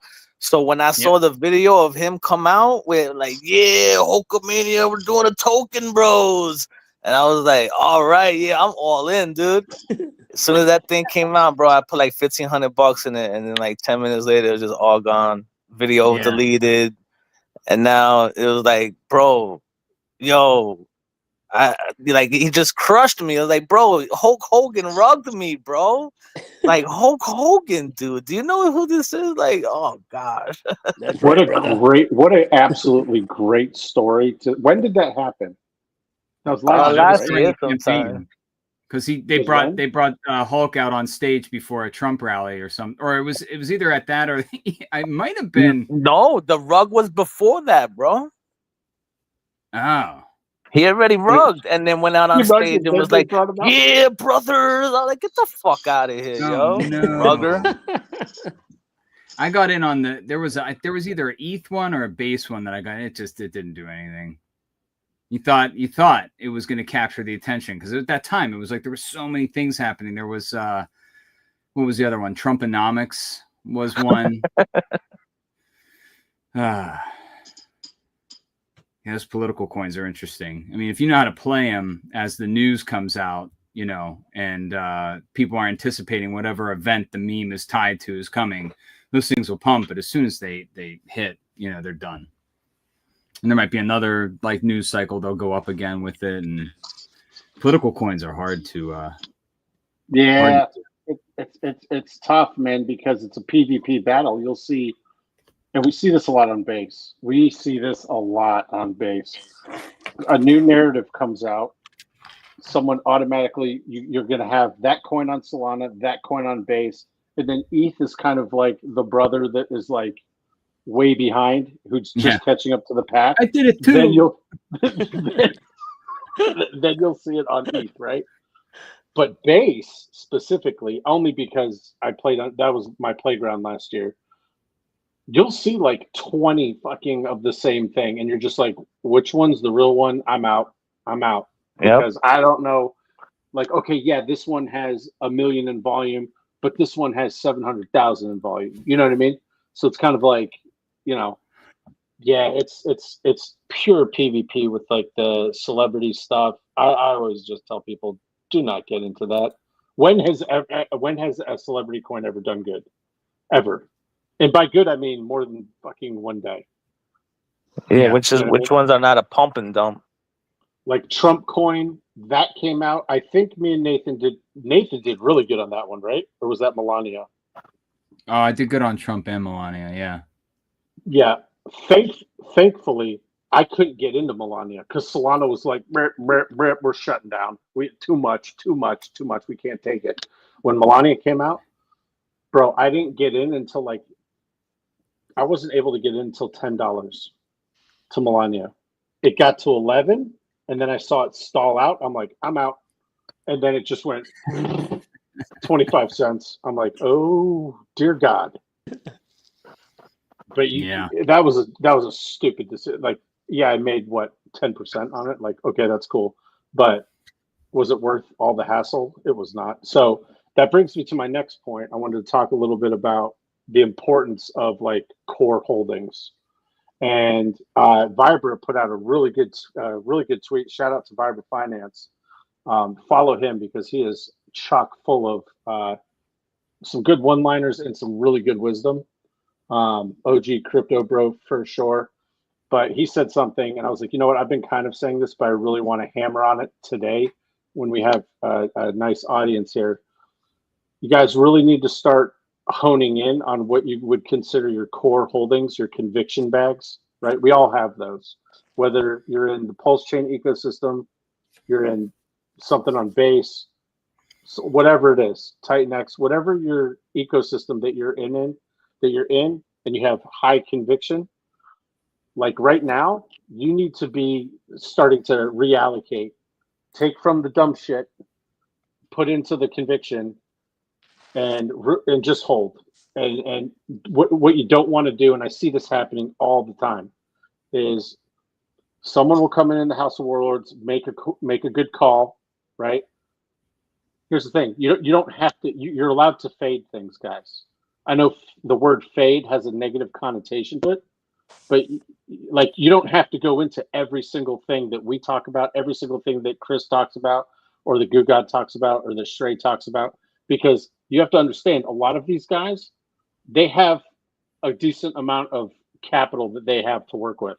Okay, if you have a couple $1,000s, right, and you're in your conviction bags, one thing that you do not want to do, I promise you, is shave off from your conviction bags and go chase something that like has been called. Okay. Right now, it's really, really, really super duper important to build up your conviction bags and just sit there and and Vibra said this perfectly, let the bull run come to you. Don't try to chase pumps. Let the pump come to you. So I don't know if anyone else has anything to add to that, but guys, chime in. Feel free, please. If you think I'm an idiot, let me know. But I mean, it is get rid of the clutter, and with the conviction that you're talking about. I mean, it's a good move, and if you're passionate about it and you feel like it's the right thing to do, yeah, get rid of the excess baggage that's doing nothing, and then put it into something that you're going to commit to, and just ride it. Eventually something's gonna turn, especially if it's got the volume that seems to be supporting it and the community that's behind it. It's definitely a good move. Yep. Like, okay, Ted, we all talk a bunch of shit. I'm curious, what is a good what's a good conviction play that you're in that you're like, I'm not shaving off of this? I'm curious. For me? Yeah. Honestly, I've really put a lot into Yi. That's one that I'm really paying attention to. Well, obviously, my background with TitanX, that whole thing had a lot tied up there. And quite honestly, I'll pull up my list of goodies here. Yi, BSX is another one that I'm really interested in that I'm kind of committing to. I got BP Die. Peep V2, I'm into that as well. King, even Toki, I got stuff there. I'm kind of committed to that as well. And I got Ravies as well. Those are base items, but Trump, I'm into Trump on Solana. I'm all in on Trump, baby. Yeah, so it's like, I got that. And then Mavia is another one that I'm kind of committed to as well. Yeah, Mavia. Heroes of Mavia. Yeah. That's the verse play. Oh, that was the verse play. Yeah. It's a gaming, it's kind of like a gaming platform, but there's definitely a future for that. And a lot of what he talked about with that was really convincing, because I did a little bit more research after the fact, and I was like, you know what, this is a good call. So yeah, Mavia's alpha. Yeah. So those are like where I'm really kind of focused right now, big time. Mm-hmm. Nice. And of course, Dragon Fart Dust. Let's go, baby. Hey, don't sleep on that. I'm still sitting on it. That one's gonna send. So are we. That's yeah. That's I want V3. to put more into it. I really do. I got some powder I could create with that. And please don't buy it right now. Please don't buy Dragon Fart Dust right now, because ETH just took a huge shit. One buy is going to send our price down by like 30,000 market cap, dude. Yeah, I'll you know what I mean? Like, right. Yeah, like wait till ETH gets like 25 again, 26 in that range. If you want to start dabbling back into Dragon Fart Dust, because that's only V3. Well, 90% of the liquidity pool is V3. So yeah, when ETH takes a big poo-poo, it's over like a 15. It's over like a 15x. What is back to all time high? It's like a 15x on a Dragon Fart Dust. Yeah, but like what I'm saying is, right now, since there's not a there's not a lot of volume on it right now. If you were to try to buy with ETH Dragon Fart Dust, it might move the price up a little bit, but chances are that very first buy is gonna bring it down. So you're gonna bring the price down on yourself. So I wouldn't recommend that. Got it. Just wait. Got it. You'll know when the time to buy is. Yep. You'll know when the time to buy is. But if you have it, sit on it. We're not selling. We are not selling. Those are all good coins. It's all good stuff. They're fun dabbles, and it's part of my squad package that I was talking about. Yeah, that's kind of how I rock, dude. I rock with, I got Goose stuff. I'm not touching that. I have no need to touch it. Again, you're buying into community, right? You're buying into founder. You're buying people. You're not buying the chart. So I already know what Goose about. Yeah, I don't have to say anything on this thing to blow smoke up his ass. Everyone already knows he's an awesome dude. He's got his shit together. So, and he's got his tentacles in many, many, many, many different places.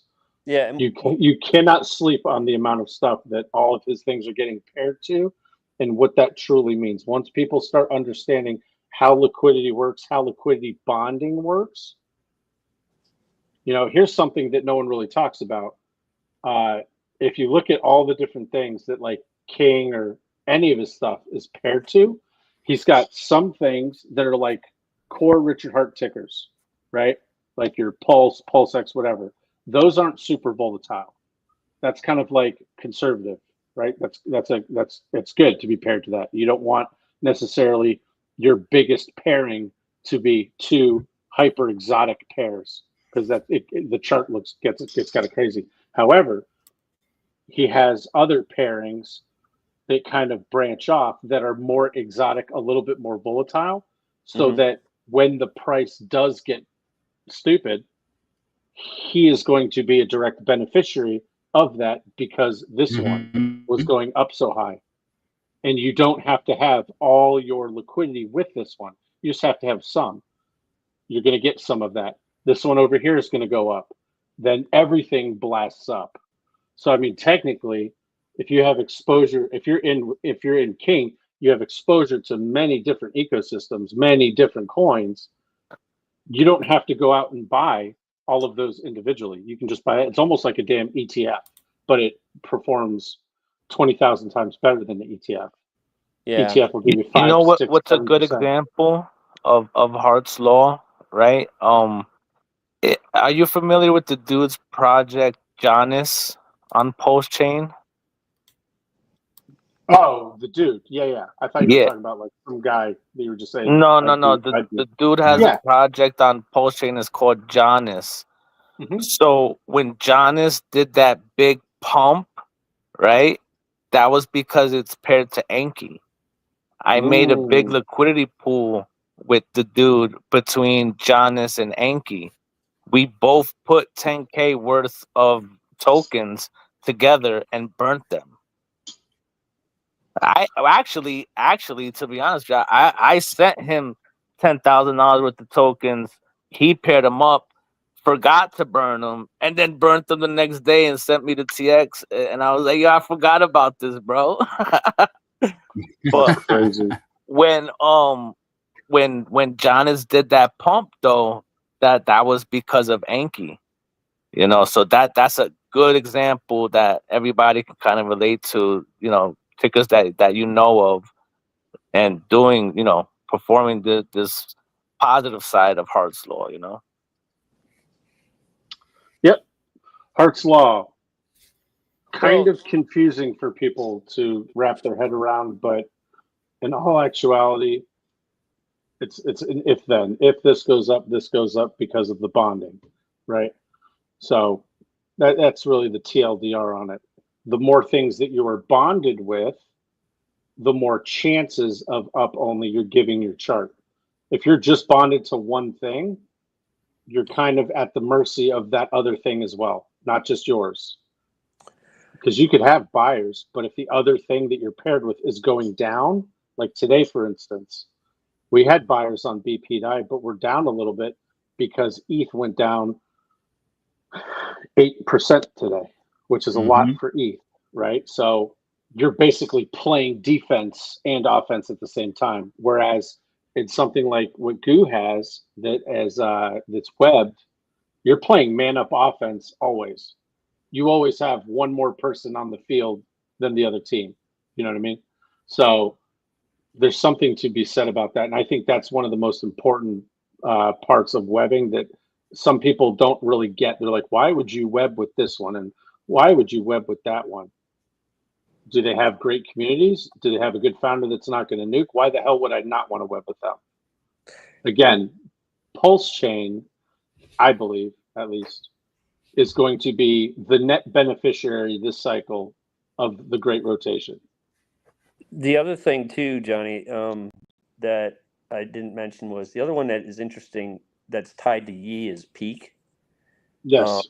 And so Peak, another one, and that's just like kind of a steal right now. I mean, well, that's a sleeper. Yeah, people slept on it because it wasn't 10 million market cap, right? Right. And it's like guys, Goo God in the verse, they don't call. That was Goo's call, right? Goo, you called Peak, right? You're the one that found that. No, I think that might have been Chris. Nah, that was Chris, bro. Chris found it. Was it Chris? Yeah. Okay. So it's like, guys, these guys don't call things at 10 million market cap. That's not their habit. Their habit is finding low market cap gems that you don't have to throw $2,000 into. As the market cap goes up, guys, you're going to need more size. That's just the name of the game. Like if you have $250, I'm not going into a $500 million market cap coin. That's ludicrous to me. I'd rather find a low market cap gem that one of these guys already did the due diligence on, vetted. You know, these guys do an amazing amount of due diligence, and I think that it is worth sharing here. The amount of background checks and vetting that like people like Goo and Chris do before they bring it to us. This isn't something that they just found 5 minutes before hopping onto the stream. No. If they don't have something to say, they don't bring it to the table. Yeah, and we don't. Bro, expect that's that. a fact. I'll even give you guys like a little insight. Chris and I, we scan shit all day long, and we're sending stuff to each other all day long. Most of it is dog shit, right? But trust me, we will scan through 90 projects before we find one that is even halfway decent. So, you know, we definitely doing our due diligence out here, bros. No, we appreciate it, man, because so far, I said this the last time I was on stream, I've made more money because of you two in the past month and a half than I have in the past than the past year and a half. Like, and it's not even close. Yeah, and if it's you want not even close. If you want to take claim and you want to say you have a bag, and this by no means is financial advice or anything, but Peak is something that you could just scoop up a huge bag for very, very little and just let it cook. I mean, it's just like insane, the opportunity, and the market cap is low. It just shows promise. It's a really unique scenario with the tie between that and Yi. It's and these Matt Fury metas, they're cyclical. So we seen it happen with Mystery and Toki, right?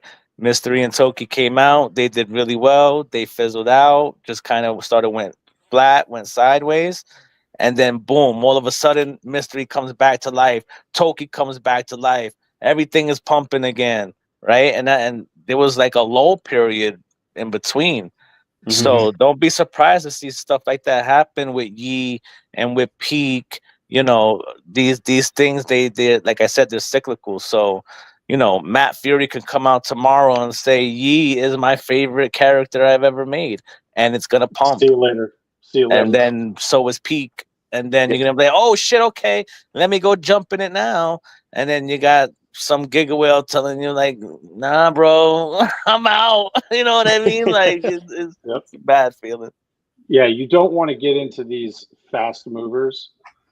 Like $1 million+ market cap, you're playing with fire, really. If you can find one for less than 100,000, please consider yourself lucky, because Nathan and myself, when we were playing on base last year, again, our tactics were a little different. We were looking for high volume. We didn't really give a shit what the chart was doing. We just wanted high volume because we were LPing, and we were doing concentrated ranges, like super tight concentrated ranges. The devs fucking hated us, but oh well, we don't give a shit. But you know, we're LPing on, like, Brett was doing 12 million in volume for like a month straight, bro. Like, you know what I mean? And then that's why we opened up. So we had different tactics. We were looking for high volume stuff, but I would never have just put money into Brett and been like, okay, you're at an 800 million market cap. That's cool. I'll see what I can, like, will you 2x that? How long will you take to do that? How long is that going to take? Yo, bro, ever since you guys said that, I'll be doing that now. I'll be going to look like, yo, what can what V3 can I jump in that's not too big, or where can I start one, or you know, if something comes out and it gets hot, can I jump in a V3 real quick or something? Like I'm searching now, bro. So that was a nice little nugget that I picked up from ya. Yeah, dude, absolutely. And there's going to be a lot of that coming up. I know I just told everyone, hey, stick with your conviction plays. Hey, so for all those people, earmuffs. But yes, sir. Yeah. Can you type in, this is what Shrey was requesting. Can you type in LILY? LILY. I know nothing about Lily? Yeah. Is it a soul play? No, What it's is this? Oh God, not Lily it's Phillips. on the porn star. No, it's the Hyper EVM. Just go to the first one there. Oh yeah, hype. Oh. Yep. Oh. That thing moving. Well, hold on, bro. Is that shit sellable? No, put it on the it's on the week chart. Put it on the hourly or daily. Oh, my bad. Oh, okay. That was the week chart. I thought it was the daily chart. I was like, come on, bros. Yeah. Look at what we're putting up on screen. It's not. There hasn't been one sell. Now, okay, so this has 1.2 would buying now be a top volume. class? It absolutely would, for sure. Hyper EVM shit has definitely been cooking over there. Chris is hitting. Chris is over there playing, and he's hitting. He's sending me shit all day long, and it's all running. It's like Soul 2.0 though. You really got to be on it, you know. However, this would be something that me and Nathan would take a look at, because, like, here you go. Hold on, let me find this and see if there's a V3. Yeah. Because if there's not, I wonder if that second one that came up was the V3 though. Yeah. But check it out though. Let's see what they're doing. Oh, they only have whoever's 2K in there's getting a liquidity. little 5x on their fees. You see, that's a good one, bro. It only got 2K in liquidity, but 11K in volume. I'm jumping in that. If I was on Hyper EVM, I'd go and I'd double the pool and take over the fucking pool, bro. Yep. And listen, when me and Nathan took over the Brett pool with just me, Nathan, and like maybe 2 or 3 other dudes from the Council of LP, right? They were doing 12 million in volume. There was no V3. So Nathan opened it up and he's like, well, there's a V3 on Brett now. We put in 5 racks each. I think like between 3 or 4 of us, we had like 20 grand in that LP. Yeah. And when I tell you dude, like day 1, it was like 300,000 in volume. Day 2, it was like 600,000 in volume. Day 3, 1 million in volume. Day 4, like 2 million in volume. It just crept up until finally the V3 overtook the V2, and we were doing more volume than the V2. Wow. Yeah, but we did that to like 10 tokens. We did that to then. What's that? Oh yeah. So then people started joining our pool. Good God. So then we had to open up the 0.3% pool, and then we took over the Then we took over the V3 1% with our 0.3% pool. Oh my goodness. Yeah, dude. We did that like 10 times. We did that to Toshi. We opened the Toshi pool. We opened the Brett pool. We opened the Roost pool. If you remember Roost, Andy, we opened that pool. All those big ones, we opened those pools and we ended up taking over the LPs until people caught on, because at base, they don't have the same type of people as ETH, right? No, So it's all Coinbase nerds pretending to be DJs. They don't know shit about liquidity, right? Because no one's over there educating them about V3 liquidity. Everything's on a V2. Everything gets launched on V2 and on base. That's just how they roll. So we were like, go learn today, nerd. Bro, we were making, all of us, when I say we were eating, we put 5,000 each into the liquidity pool. And after like 3 days, we were making like $2,500 each a day. Beautiful. Wow. On 5,000 in liquidity. Yeah. I bought That's how insane it was on base. I mean, I hope they see that again. I hope we see those days again on base. I'm gonna tell you right now. If I'm praying here, if base gets its day again and it does what it did last year, everyone that's in the Council of LP, everyone that's in the House of Warlords, I promise you, we will be eating very nicely. And you do not need a lot of money to do it. You do not need a lot of money. You just let a couple of guys with some decent bags that are willing to go in and check it out, test the waters. So that's usually what happens. Me and Nathan will jump in first. We'll test the waters. Is it worth it? Okay, we're pulling in volume.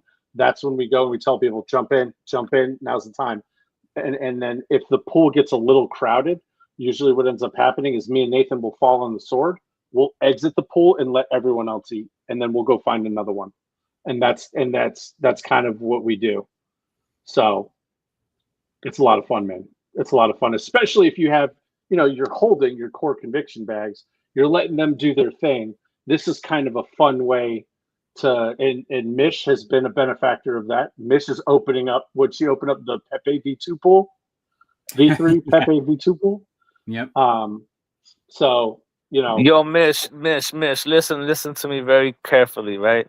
Don't go opening up no more V3 liquidity pools until you come and talk to us, because you're making me extremely bullish on these fucking shit coins. You understand?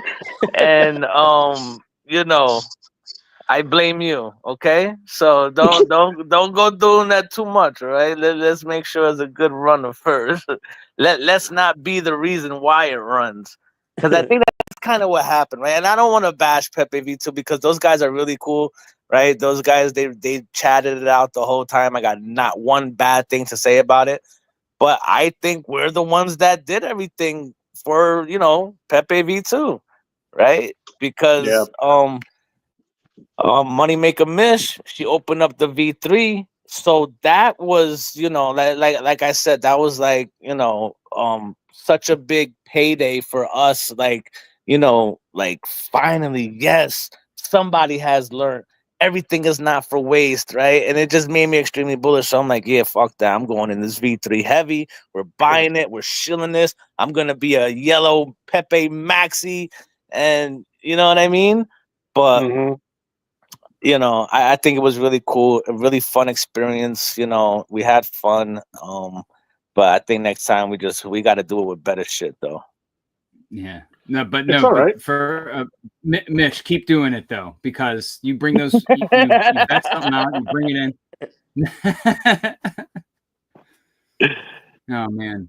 Hey, yeah. Hats off to like going from not knowing how to LP to within like a week, she was opening up V3 pools because Nathan's video on how to do it. So no, and that's why shout out to being able to do it. Yeah, no, and that's why I was so bullish because of that, right? So it was just like a true testimony, and I really enjoyed that. So yeah, no, definitely keep doing it and shit. But now you have the experience, you know, kind of what to do, what not to do, what to look for, what not to look for, and shit like that. And I think, yeah, we'll do better next time.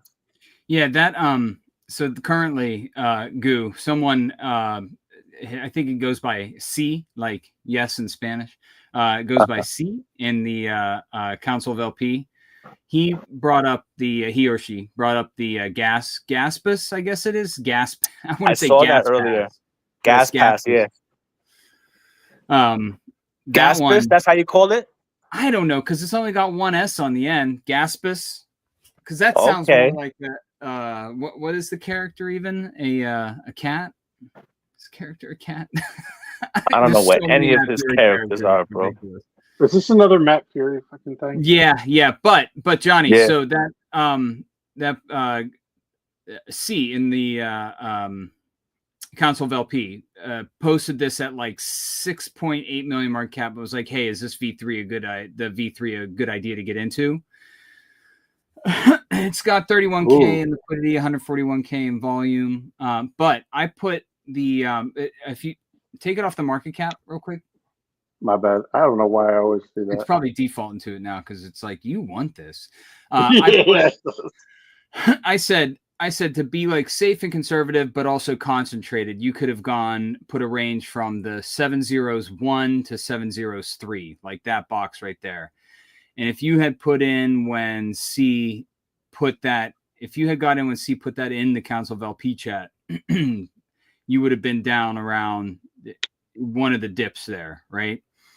That's a great time, right? Because then you would have been more heavy in your gas bag and less heavy in your ETH bag that you're putting into it, that range. And you would have watched this thing convert more to ETH during the day. You would have made some okay fees. Because you're concentrated as well. You could have even had it a little bit tighter. I mean, look at that little tunnel that it's starting to make there between the point like 1-1, the 7-1-1 or 1-2, and then up to the 7-0s-2 even, you know. I mean, you could have done that range and done really, really well. And maybe it comes down a little bit again, but that's what you want on like when you're going into a high market cap coin has a lot of volume potentially to bring over to the V3. You start seeing these. That's what happened with Brett. It would go up, come down a little bit, tunnel along, you know, sideways like that. And then you go up again, you'd reposition yourself. You kind of wait for you either catch. That's where laddering and having wider ranges and smaller ranges within that wider range comes into play. If you have the liquidity, if you have the capital to do that, you know, you see these things. And if you really think this gas coin is going to go up to the next level, break all-time high, you set a wider range above where it is currently, and you catch the big pump going up. And then you take your concentrated range within that, and you put that on the new sideways action. And you just keep compounding those fees back and forth between that little ladder. You got the wider and the little concentrated in it. So you catch big pumps with the wider, you catch the sideways with the more concentrated, smaller range. Yeah. So I just did some lines So the two outside lines. You just did some lines, bro. I just did some gnarly lines, bro. Let's go. The two outside lines. What did I just miss? Oh, we're doing lines with Matt Fury. Gotcha. The two outside lines, that would be my first range. That's the one that Nathan was talking about first. So, Mish, what he's talking about here is, let's say you have $4,000, right? You take 3,000 of that and you would put it in that bigger range. And then you take that $1,000 and you put it in that tight range, the one in the middle there, right? What that does is it allows you to make fees anywhere from that bottom line to the top line. And when you get in that middle channel, now you're double dipping. And a lot of times, if you're trading in that middle range, you'll notice that even with only $1,000, that range will make you more in fees than your 3,000 large range. But then you get to compound them together. And that's how you rake fees in very fast. So instead of taking all $4,000 in this example, or $3,000 in this example, and putting it in one range, chunk it, make one big one and then one tight one. And you'll always make it in the big one. And then you have a tighter range that you just absolutely you're just slamming it. Whenever it dips into that tight range, that's when you start killing it. Yeah. Now, we were doing crazy things with like 5 to 10 people on base a year ago. Now take, what Council of LP has grown to and what House of Warlords has grown to, and you have access to way more. I know there's 1,200 people between the two telegrams. 13 percentage. Yeah, there you go. So, and a percentage of those people are going to listen and participate in plays like these with they're going to come in heavy. So that's where you have the power for one community to be able to hold it there, and then we're the ones that actually start moving it. That's pretty cool to have that power, to have enough liquidity in something with people that are in sync with the ranges that you're placing. That's powerful. Yep. And we'll talk more about this. We've gone for 2 hours now. I don't know if anyone else has anything they want to add, but if you guys thought that this was interesting, you thought this was fascinating, I know me and Nathan, we definitely geek out on this just because we saw the power of what V3 can do, especially on a meme that's a runner. One thing to note, the way that me and Nathan play these, we're not convicted at all. We don't give a shit. We just care about volume. That's the only thing we care about. So you're always going to have your core conviction bags that you never touch. This is just straight up, I want fees to generate to dump into my core. I use the fees to either compound back into my LP, make my LP larger, or I take those fees and I do whatever you want with them. But my thing is I like to dump that, grow my core bags with those fees. Okay.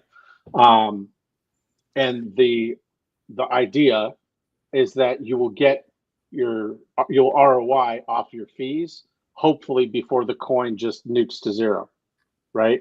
So you got this kind of a strategy that we're talking about. It does require a lot more maintenance than just buying something, holding for a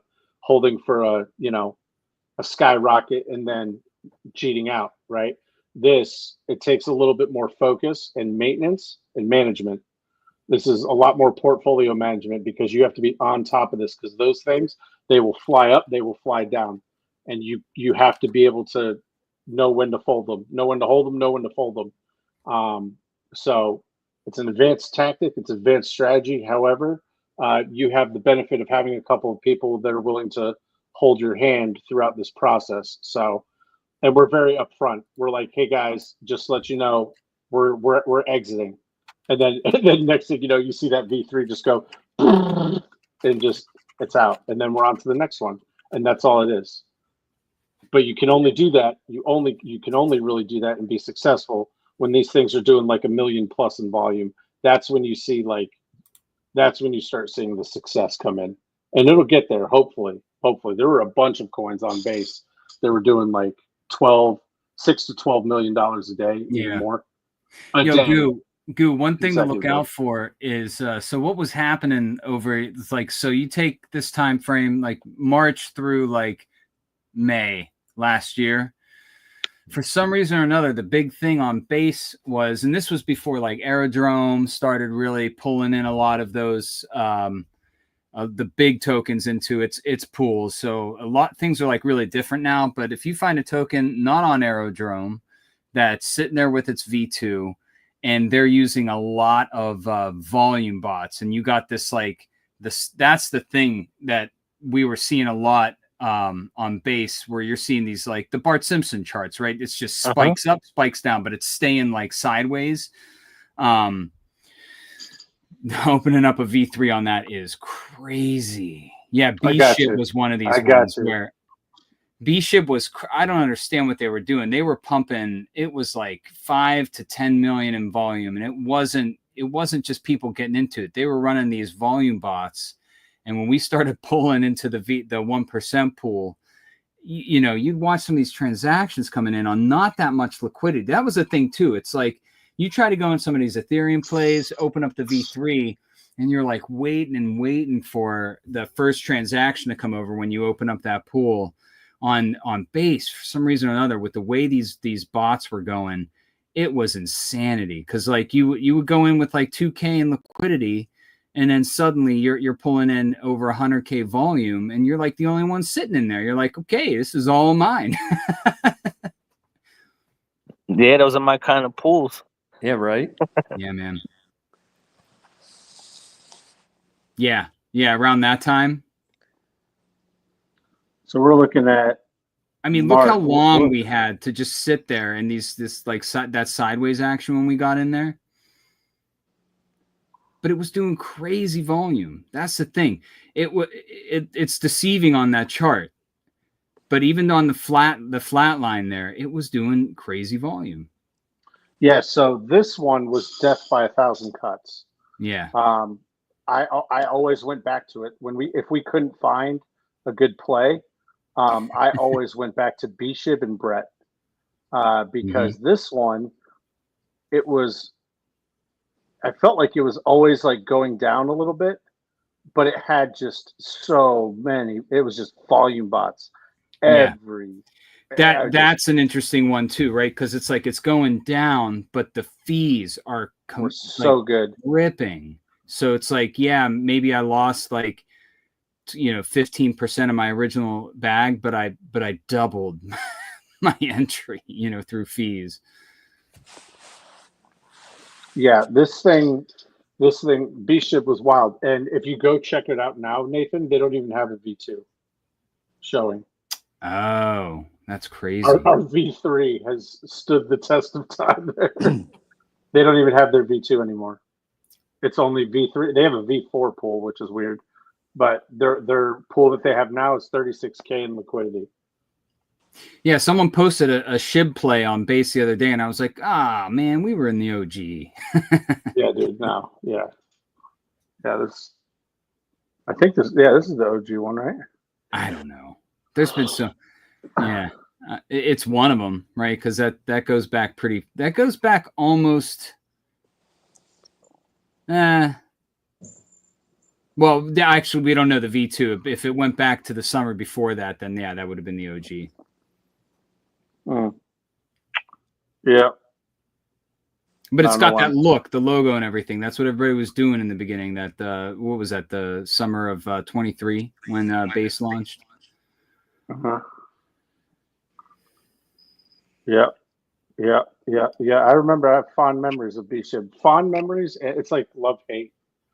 It was like love-hate. I loved it, but at the same time, I hated it because it was like the only play on base. Like there would be a week where it was like the only play on base for liquidity providing, and it was like slowly going down. It was just like death by 1,000 cuts. It was a very slow down. Yeah. So it wasn't just nuke, but it was like I think that's the effect of if you're running your own volume bots, right, and you don't have any organic adoption coming in.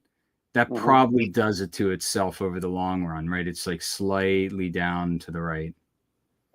Peak's back up to 96K. Mm-hmm. Okay. Man.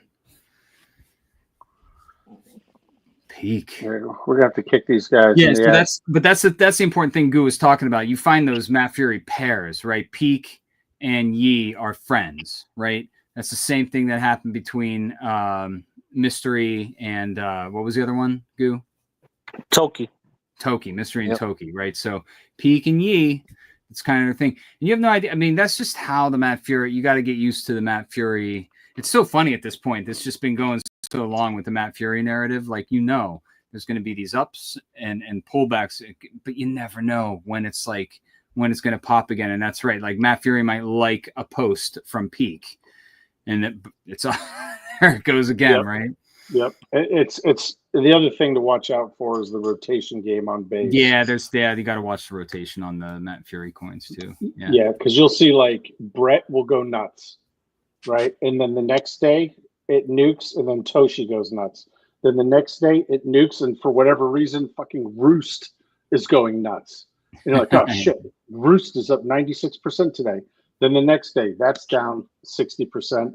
And, Pepe but Blue is up. You remember that one? Pepe but Blue? Yep. How fucking degenerate are we, bro? Fucking Pepe but Blue. Yeah. Then that one's up. That's how base that's how the Matt Fury coins on base work.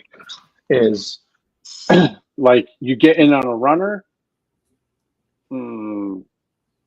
Be careful. You just gotta be careful with it. You know what I mean? You just gotta be careful.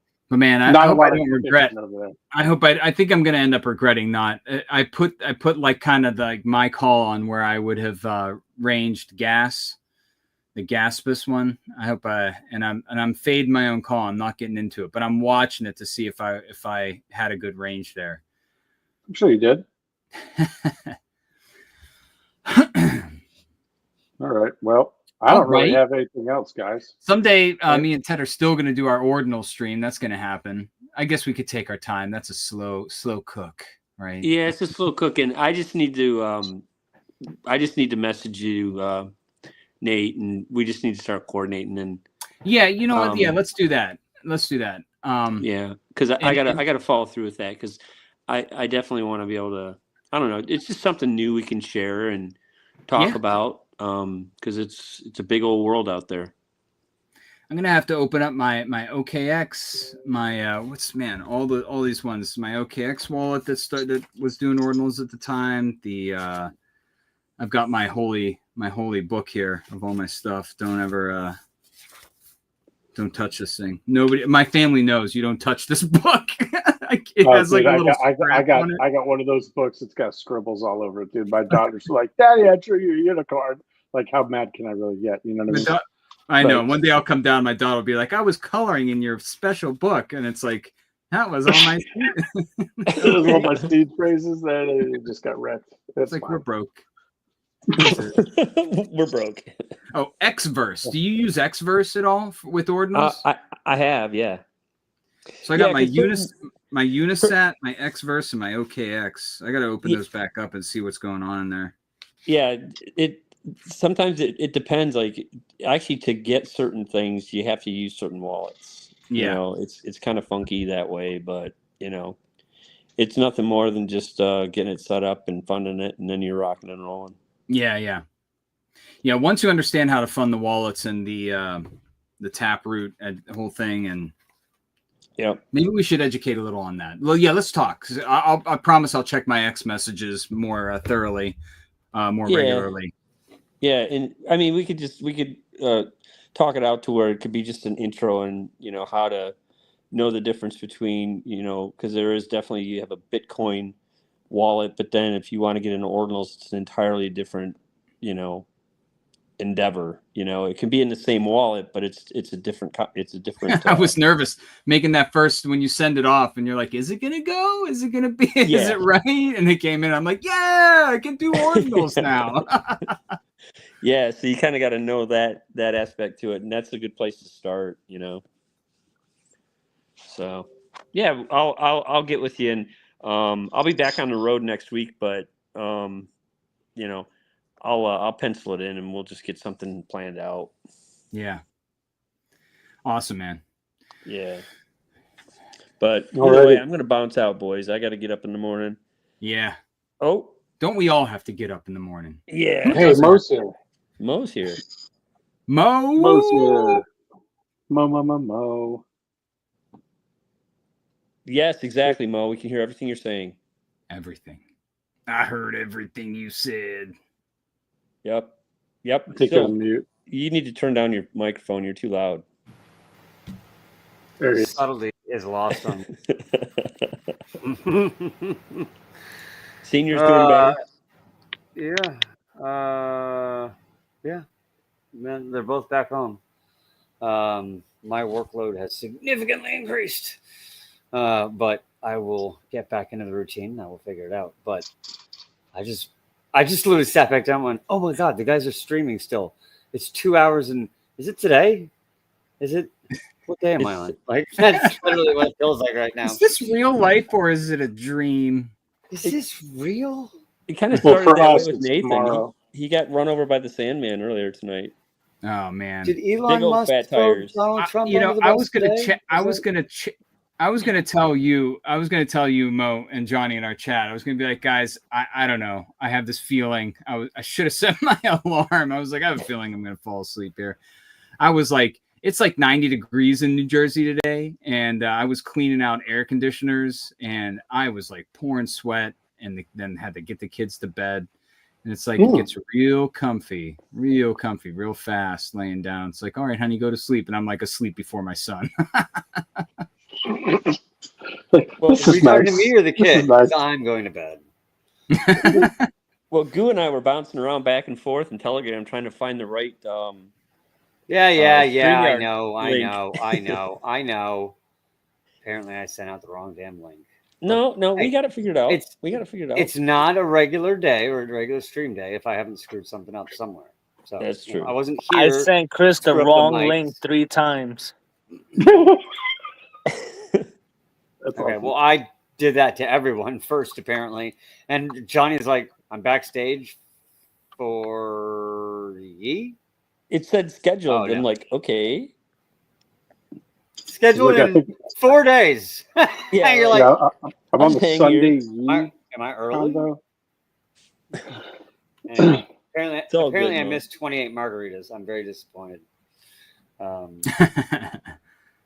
you guys had a good stream. I'll Yeah, show we up and just were. wrap it up. We We did. were even talking about We Wall did. Street tonight, man. It was crazy. Well, Nice. Talk some Nice. stocks. Yep. We didn't mention that Farcoin got added to Coinbase's roadmap.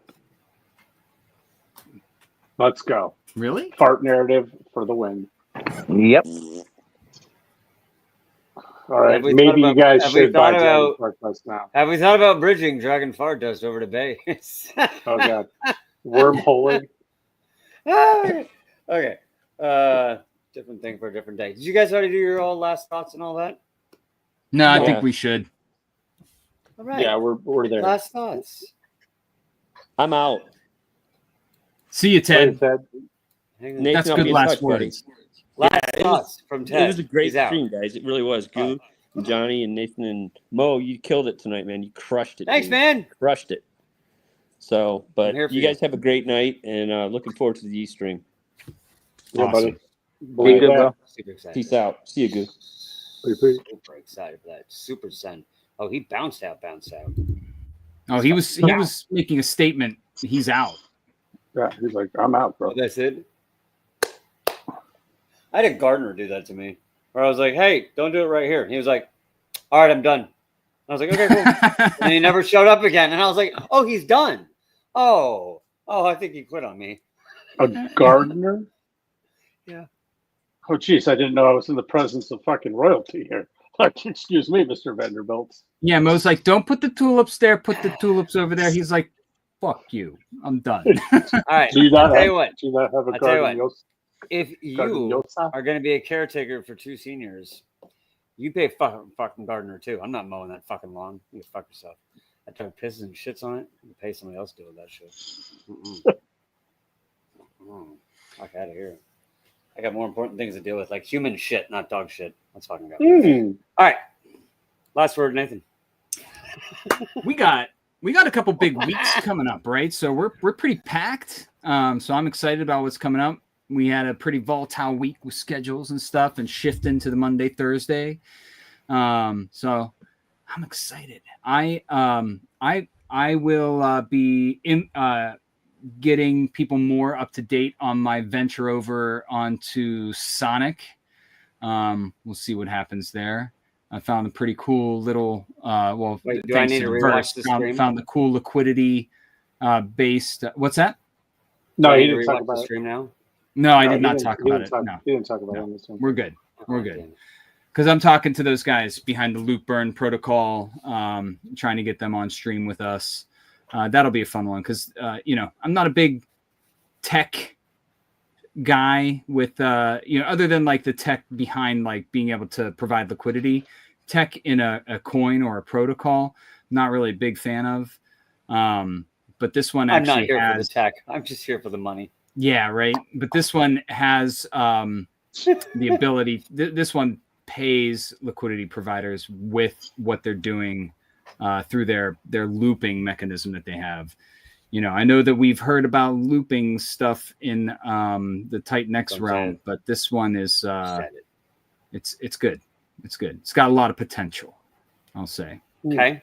If it helps to get them on stream, you can be like, I'll make sure Mo is busy.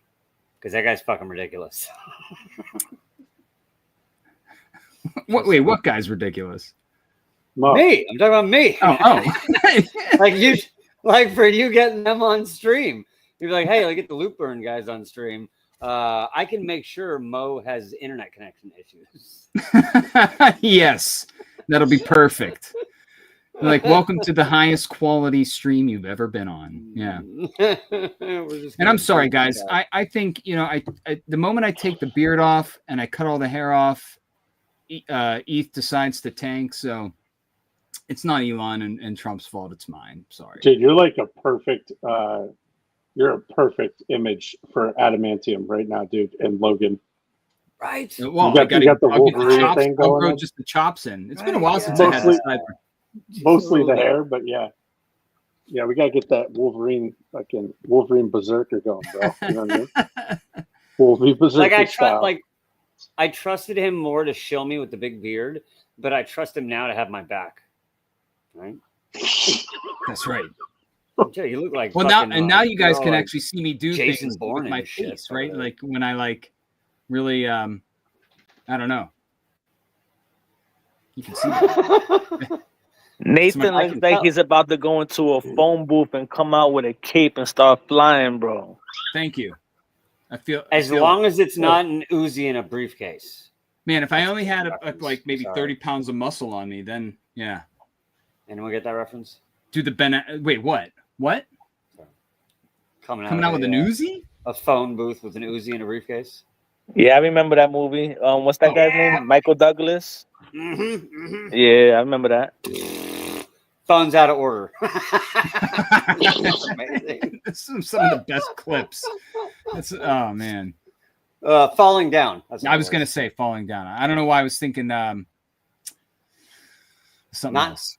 A PC movie by today's standards at all. That would not be a Netflix original. But quality movie for a you'd be surprised. All right. Well, that's true. All right, take me down. Last word. The King of Kings. Yeah, so I would like to formally welcome Moneymaker Mish to the kingdom. She won one of the giveaways yesterday. It was an engagement giveaway for an X post. So, yep, she was one of the winners of that. So she got herself a nice little bag of king now. So she's onboarded, part of the kingdom. So now she is a queen amongst kings. So let's go. Nice. I like it. There's some, hey man, watch out. There are some queens who have ruled with an iron fist. You better watch out. She's gonna be the new like a Black Widow queen, bro. You gotta be careful. No, Mish already. She is our D-Gen queen. I love it. Yep. Fucking love Gotta it. have one. Gotta have one. All right. Well, guys, sorry I left you hanging there for most of it, but you guys, I'm sure, knocked it out of the park. You guys had a super epic long stream.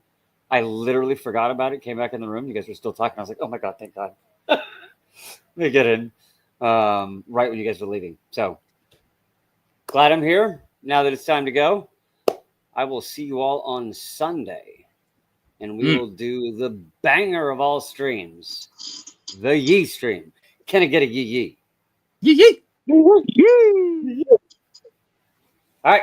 See y'all Sunday. Help us push that out some more. And let's see if we can maybe possibly get the biggest audience we've ever had. Because Yee might just be the coin that flips Pepe this cycle. As Chris would say, Yee to a Billy. Let's fucking go. Let's go. All right. Peace out, guys. See you on Sunday. All right, everybody. Till next time. I'm moved out.